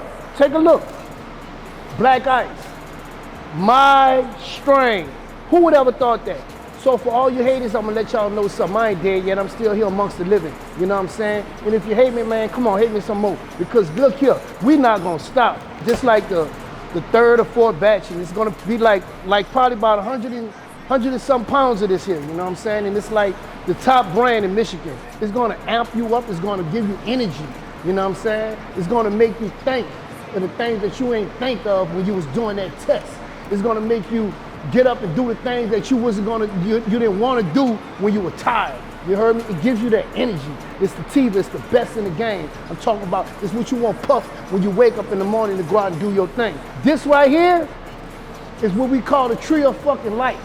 You know what I'm saying? That's the tree of life. You dig the burning bush.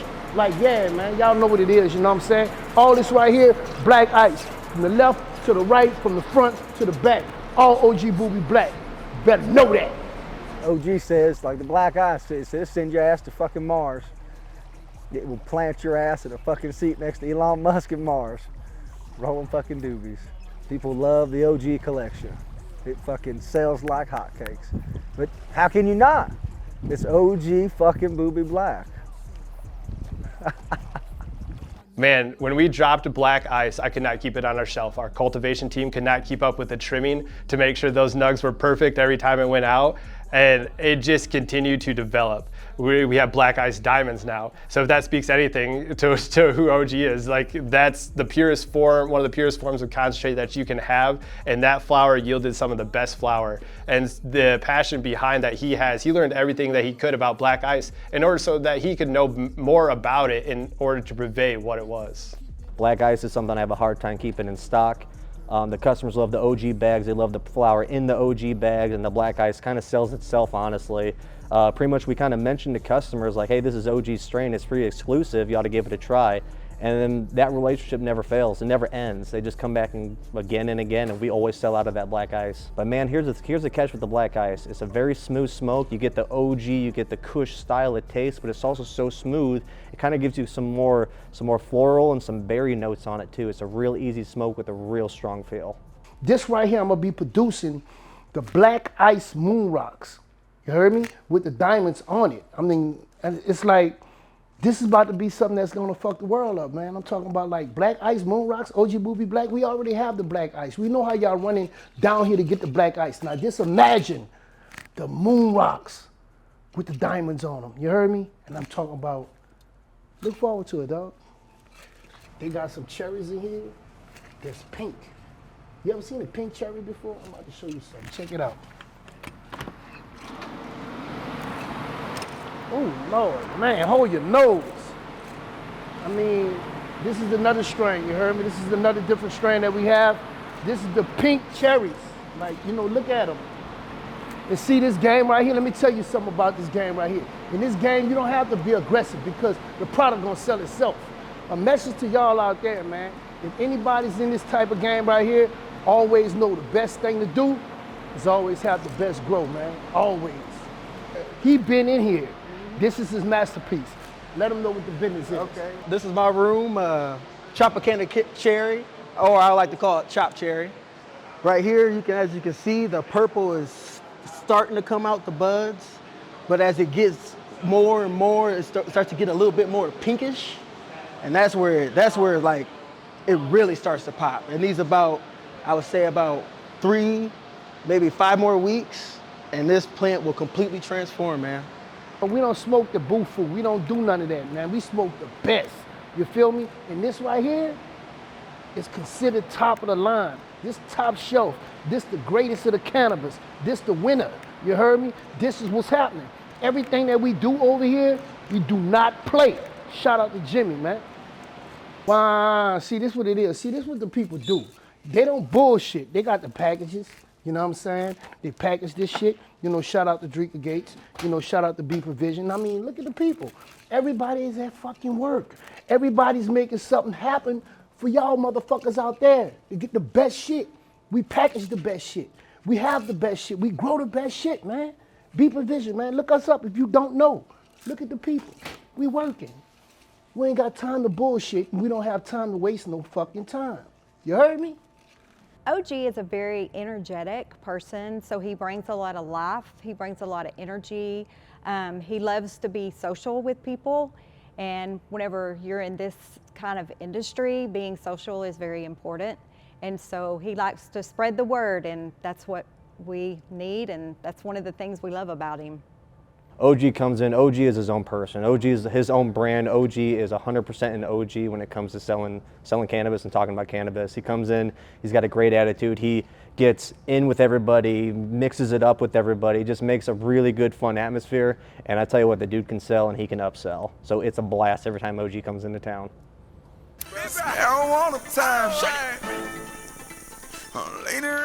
Wow, this your boy OG Boobie Black. I done put my John Hancock on this bag right here so you know it's a souvenir.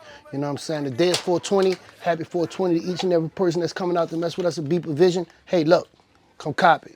QR code on the back. Gotta make sure that you're getting that real, you heard me? Because everything else ain't what it say. OG Boobie Black, I'm in the game. Happy 420, happy 420. Hey. 420, baby. And this what we doing, you know what I'm saying? You better be real, be yourself. Don't be stupid.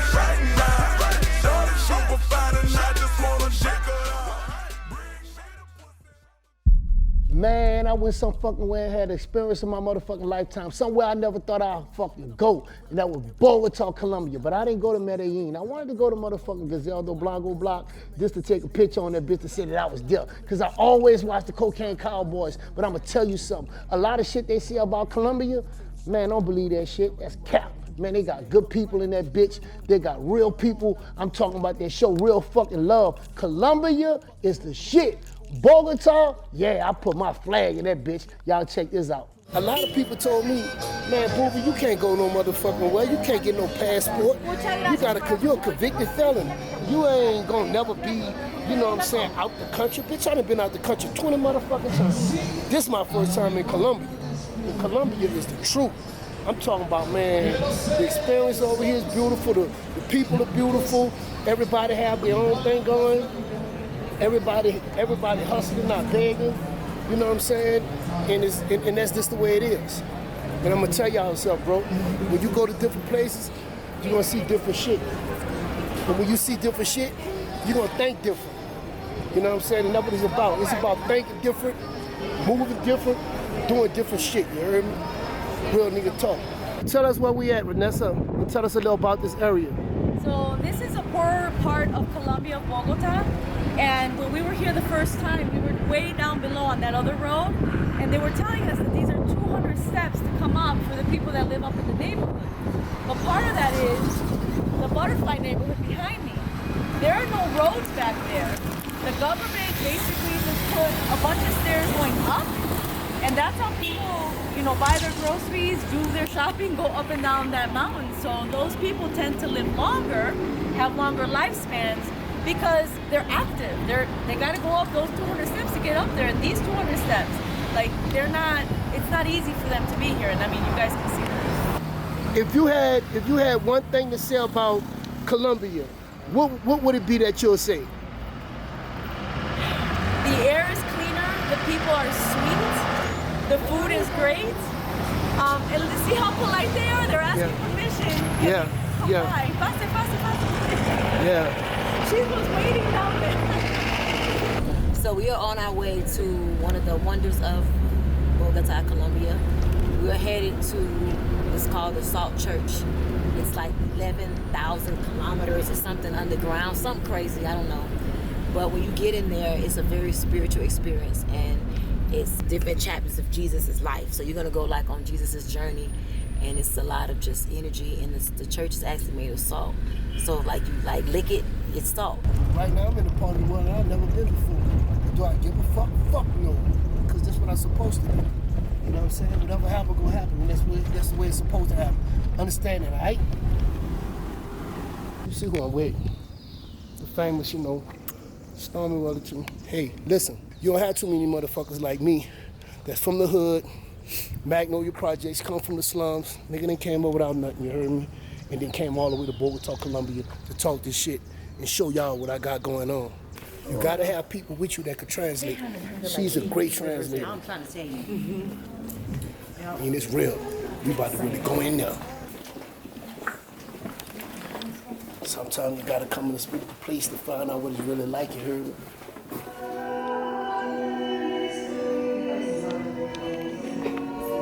See the cross?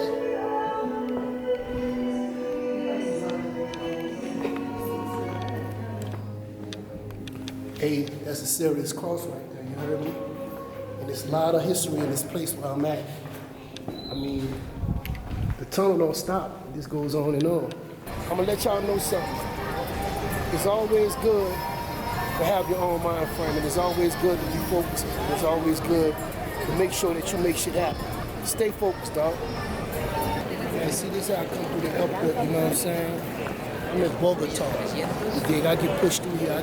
This what it is. I'm talking about, you gotta use your credentials for what they're for.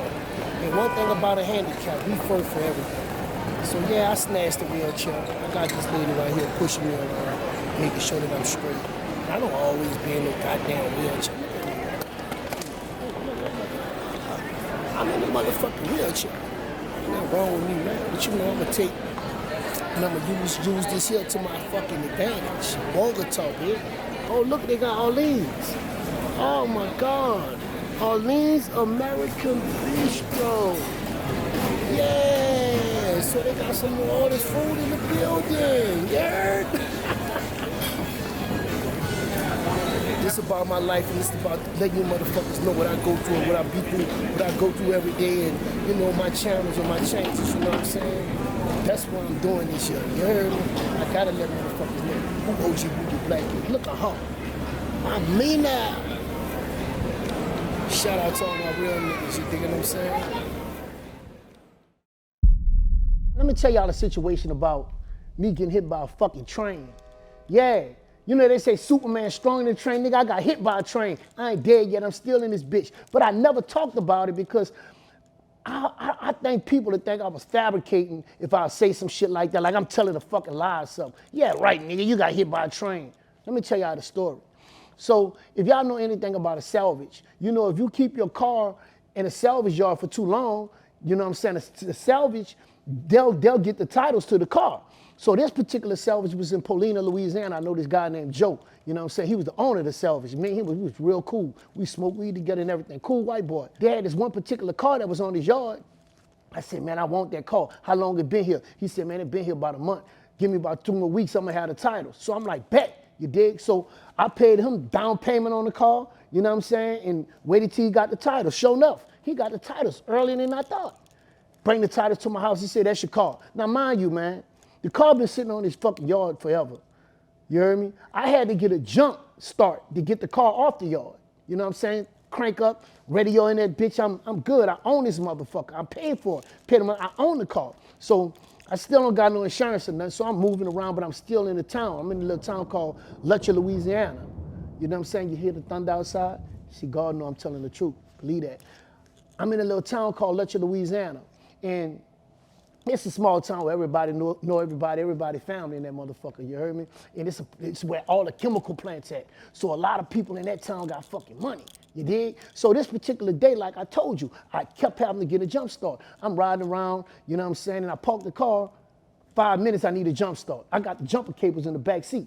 Get a jump start, boom. In my mind, I'm like, man, I'm about to get up there and go put this motherfucker up. So this day, I'm with my dog, Shard. Me and my dog, you know, we together, we smoking weed. And I said, man, I'm about to get up there and go put this bitch in the yard. So they have this fucking, it's a levee, like where you can go to the one side of the track and come to the other side of the track. The fucking train passed through the town. As I'm pulling off, I get on the train track to go across to the other side. Let me tell y'all something, if you motherfuckers don't know this. Trains are operated by electric. Yes, they're operated by the electric. The coal makes the train move. You know what I'm saying? It keeps it hot. You know, so when I got on top of the train track, on top of the hill, the car automatically went off because it drained the rest of the battery. The bitch went out. The train coming, I'm looking at the motherfucking train. I'm looking at the train. You know what I'm saying? The car wasn't like face towards the train. It was like the back of it was on the train track. Last I seen was light. Next I know I was in University Hospital. You know what I'm saying? They said I was asking where my cat and my dog was. I never owned an animal. You know what I'm saying? So basically I was in a coma for like 3 days. You know what I'm saying? I shook that shit back and everybody told me, they say, man, they told me the story. They said when the train hit you, you ejected from the fucking car. You know what I'm saying? Went down to 2 feet in the air. The only thing happened to me out that incident, I had a fractured rib and my leg was sprained and I had a few little cuts and bruises. But I came out of it. I was in a coma. I was in the hospital for 3 days, man. I ain't never been with OG and it's been a dull moment. I'll be sleeping, tired. OG around, he just crank us up. You know, he just always intriguing to be around OG. He a legend, you feel what I'm saying? Niggas really terrified of this nigga. Everybody like, this who you go to, or you know, like was scared of him in a way, but respectfully scared of him. So it was like, damn, man, y'all scared of this nigga with this one motherfucking arm? You know what I mean? So it was kind of funny to me, but it was respectably funny because it's like, damn, this nigga real gangster in real life though. I gotta fuck with you. He's philosophical. He always gives good advice. He's a very important person to me, absolutely. I always call him my best friend. I was going to federal trial. OG Boobie Black walked into the courtroom and everybody scared to come around the feds, and OG Boobie Black was like, man, fuck the feds. I'm coming in here to support my dude. And he walked in there, hollered at me, showed out, made sure everybody know he was in the courtroom, and sit there and supported me through my federal trial. He's a sweetheart. I think a lot of people know he's a sweetheart. Or he has a heart of gold. He's very sensitive. You know, he a gangster, but he does have that sensitive side about him. And, you know, if you don't know, now you know. Patience. He was always telling me that because I was one of them dudes, I get out of jail, I always try to like rush back into the streets. And he was always telling me, man, you got to be patient. And this was a time when none of us ain't really had nothing. You know what I'm saying? So he always preached patience. So I can honestly say I learned that from him. I grew up under Boobie Black, so watching Boobie as a young kid growing up, I always tell Boobie that, to me, they was much older than me. Not knowing they was only 2 or 3 years older than me, but like they was grown before their time. So at 13, 14, 15, they was like 20, 25 in my eyesight, but it was only 13, 14. So like watching those guys and how they moved, always, it gave me something to like look up to, for as I had a legacy to hold on to. So like once those guys start going to jail and some start getting killed, it's like I had to hold that standard up, what they had built up. we met through Soulja Slim. You know what I'm saying? I had a concert I did with Slim. Now, you know, everybody name been running, you still, you know, been knowing certain stuff, but Slim put us together. Me and Slim had a concert in La Place, and Slim, he was like, you know, this my people, that's our people, and me and him been jammed ever since. Ain't nothing changed. Since that day, me and him been jammed, running ever since, and that been 20 plus years. He's become a great father, a great man, a great big brother to me. He's just an all-around great person. Whenever I call, he's there. Anybody that need him, they know, just pick up the phone and call him, he's coming. I had a time where I left for a while, and Boobie just send me stuff, send pictures, him and the BG and Juve and all them. Like, he held me down, real talk. Every room he walk in, he demand the attention, you know what I mean? I kind of admire that because I'm the total opposite. I went by my parents' house for a month, and he used to always go to the studio. So one day I was like, I want to make a song. So the same night we was in the studio, and I had wrote the song down. He looked over the song, we had corrected, like we had fixed it up, and then we started filming it. I mean, you know, recording it. And then I had kept messing up. We was there for like the whole night, and he ain't never gave up on me. And we had finished the song, you know what I mean? And, you know, it came out good. By seeing Black coming from where, you know, where I'm coming from, through growing up type shit, and seeing him leaving that shit behind, that shit motivated me a lot, bro. You know what I'm saying? Because you could lose your life in that shit. So I see him took the clean way out, you know what I'm saying? Got to this bread the right way. He was a big influence on me being a person I am today. Just, you know, being solid, being real, and like never bending, never falling under no circumstances. You know, if you need him for anything, he's on time. He's always available. And he never switched up. He always been real from the start. I met him in his older days, his OG days, so he teach us and, you know, always give us game when he come back around, tell us what not to do and the things that he has done and lead us in the right direction. I look at my little brother every day when he do his TikToks, and I repost them, and I let him know. He just make me feel so good to know that from where he came from to where he is now, ain't no stopping him. All he gonna do is win, win, win, win, win, win, win, win. He's so smart. He has so much knowledge, and he spreads his knowledge to everybody, everywhere he go, and he's really an OG. Boobie always been one of the main niggas that inspired me to keep going, keep doing my music. Oh, he a jokester. He a real jokester. You know what I'm saying? I mean, you may see one side of him, but I know the real OG Boobie Black. I heard stories from when Soulja Slim, Soulja Slim was Magnolia Slim, from then till now. Feel me? I've been hearing stories about Boobie, feel me? Like a hood legend. You know what I'm saying? He a hood legend. Me at a younger age when I didn't have my own place, you know, going to OG's place, you know, and able to do what the fuck you want to do in there, you know what I'm saying? You know, for kicking it with him, smoking and watching TV, you know, doing whatever you want to do to kick it with him, you know.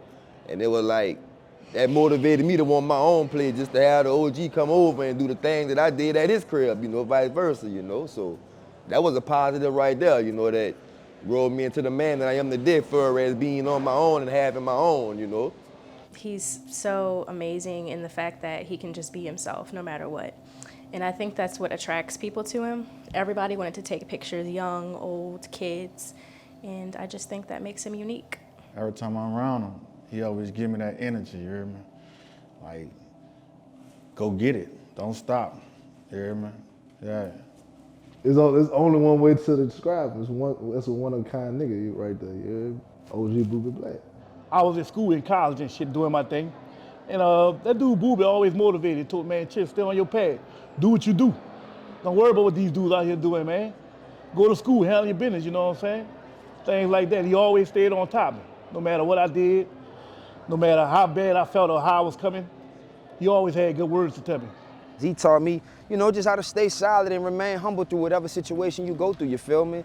You know, niggas like him, they go far in life, you feel me? Straight, you know, when you based off respect, you feel me? That's all you got is your words, you feel me? So, like I said, at the end of the day, he always stayed solid with me, never strayed me no wrong way or nothing, ever since I met homie, you feel me? He been a real one in my book. Man, OG has just influenced me to keep going, man, and putting on. You know what I'm saying? He's been putting on for a long time, staying solid, staying true, staying down. He influenced me by many ways, you know, just being who he is and just staying real to what he do and just standing on business for me, you know what I mean? He influenced me to just keep going hard. Every time he tell me go hard or, you know, keep going, that shit just give me the drive to, you know, just to let me know I got somebody that's real behind me that, you know, see what I'm trying to do. He has that drive to keep going, and that's what I learned from him, is to just keep going no matter what. Just stay the course. No matter what life throw at you, just keep going. That's like my brother. I've known him like, 10, 11 years. So that's like my brother. He always real positive, real motivating, like always very, very supportive, always have my back. That nigga like my brother. That nigga is my brother.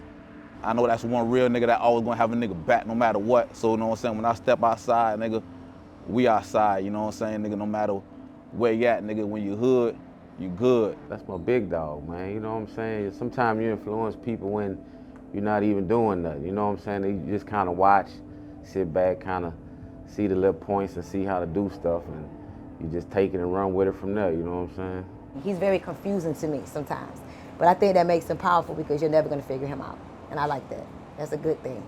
Whenever I'm around him, I always have a pen or a paper, or I have my notes, because he always says something that's just like so profound. OG Boobie Black, he's a role model. He's thorough, he 100, he 1,000. He's uncut, you feel me? He ain't got no filter. He ain't got no filter, he ain't got no chill. Oh, we was at the poker table one day. That is, well, you know, dudes that's from New Orleans, we call them country boys, you hear me? So the country boy playing poker with us, you hear me? So this bitch said some shit about, now the country boy, it's just me and the country boy in the hand. So he looking at the country boy hand and he looking at my hand. He see the country boy got the better hand, but he got the card in his hand that I need to beat the country boy, you hear me? So this bitch said something that made the country boy look off, and he threw me the card, you hear me? And I know the country boy seen him, you hear me? So I just dropped my hand. He like, the country boy like, damn, what? I'm like, man, I got the best hand. You talking about I got the best hand. So ever since then, the country boy stopped playing poker with us. I guess they got scared to stop playing poker with us, you hear me? He's a great teacher, someone to learn from. Like, no matter how much you're around him, you're going to learn something from him. He's a visionary, and he to me represents what perseverance is. You know how you see the word impossible, but OG is I'm possible. That's why I look at him. So he inspires me to keep going because nothing slows him down. The joyous, beautiful spirit. He's a pretty young man. And I'm very proud of Boobie. Yes, I am. I'm very proud of him. I mean, from the day I met OG Boobie Black, man, he ain't been nothing but real to me. Been like a brother from another mother to me. You know what I'm saying? Any advice that I ever needed, I jumped on the phone, asked him the questions that I needed to ask, and my brother, you know, he always came through for me. Man, that's my dude. I love you. I'm proud of you. You feel me? Keep doing your thing, brother. First and foremost, for a lot of people, OG might be intimidating, you know, but with me, that's family since day one. You know, he's gone to my son's birthday party, so that's always been family since day one. You know, he treated me like that, and we treated him the same way, you know, as far as business-wise. And to best describe him, he has no filter. The way you see him in these videos and the way you hear him talk, that's really him all the way around. My daddy did a video shoot, and it was like, I had to be like 8 years old, like 9 years old type shit. And I was out there like the youngest nigga out there, and just, you know, just being outside. That boy just was fucking with me the whole day type shit, like, that shit just, you know. Me and my nigga Boobie Black go way, way back. I'm talking about, yeah, you know what I'm saying? Super Bowl fishing like a referee with a whistle type shit, man. But yeah, man, me and my dog, yeah, man, we go way back, man. And we definitely got a lot of stories, man. He been rocking with a nigga since I can remember. You hear me? You know what I'm saying? I'm talking about from when I was with Cash Money to when I left Cash Money. You know what I'm saying? Started Chamber City. You know what I'm saying? Rock with me throughout my bid. You know what I'm saying? And still rocking with me after my bid. You know what I'm saying? So, you know, that lets you know right there the relationship span, you know what I'm saying, at least 2 decades, you know what I mean? He's influenced me in a lot of different ways, as far as just with the positivity, positive reinforcement. Something like an older brother, since I lost my older brother. It was a lot of people that would have never even worked together if it wasn't for him working in the backgrounds. So it was beautiful. He brought a lot of people together that was from different parts of town and different areas that would have never even knew who each other was if it wasn't for him. Using one word, how would you describe OG Boobie Black? Real. The realest. Solid. One word, solid. Shit, solid to the core. Trill, man, my boy Trill, man. Keep it Triller, man. That nigga. Oh, damn, that was 2 words. He's that dude, man. That's too many words again. He's that dude, straight up. I say OG. Gangster. Amazing. Open-minded. Amazing. Confident. Real. Family. Visionary. Real. Legendary. Activated. Official. OG Boobie Black. Solid. Fun-loving. Solid. Real. OG. Ambitious. Original gangster. An OG. Gangster. Integrity. Real. OG. Get authentic. Real. Thoroughbred. Straight gangster. Impressive. Gangster. Real. A legend. OG. Friend. Phenomenal. Real. Legends. Amazing. Authentic. Talk a lot, joke a lot. Real. Determined. Amazing. 100. Steadfast. Personality. Incredible. Bro. Drive. Real ass nigga, if that's one word. Entrepreneurship. Definitely energetic. Authentic. Gangster. Determined. Passionate. Solid. Amazing. Solid. Authentic. Assertive. Official. Certified. Living legend. Inspiration. Game giving.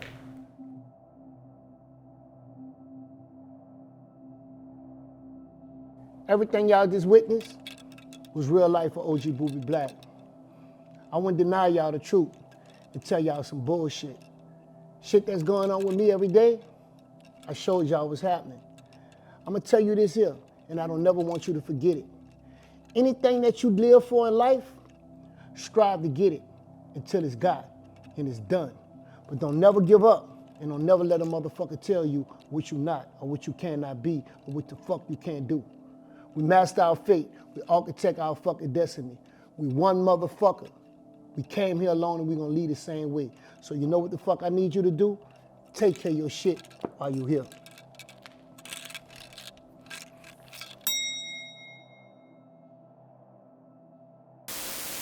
Shout out OG Boobie Black. I ain't there yet. The documentary. Make sure y'all support.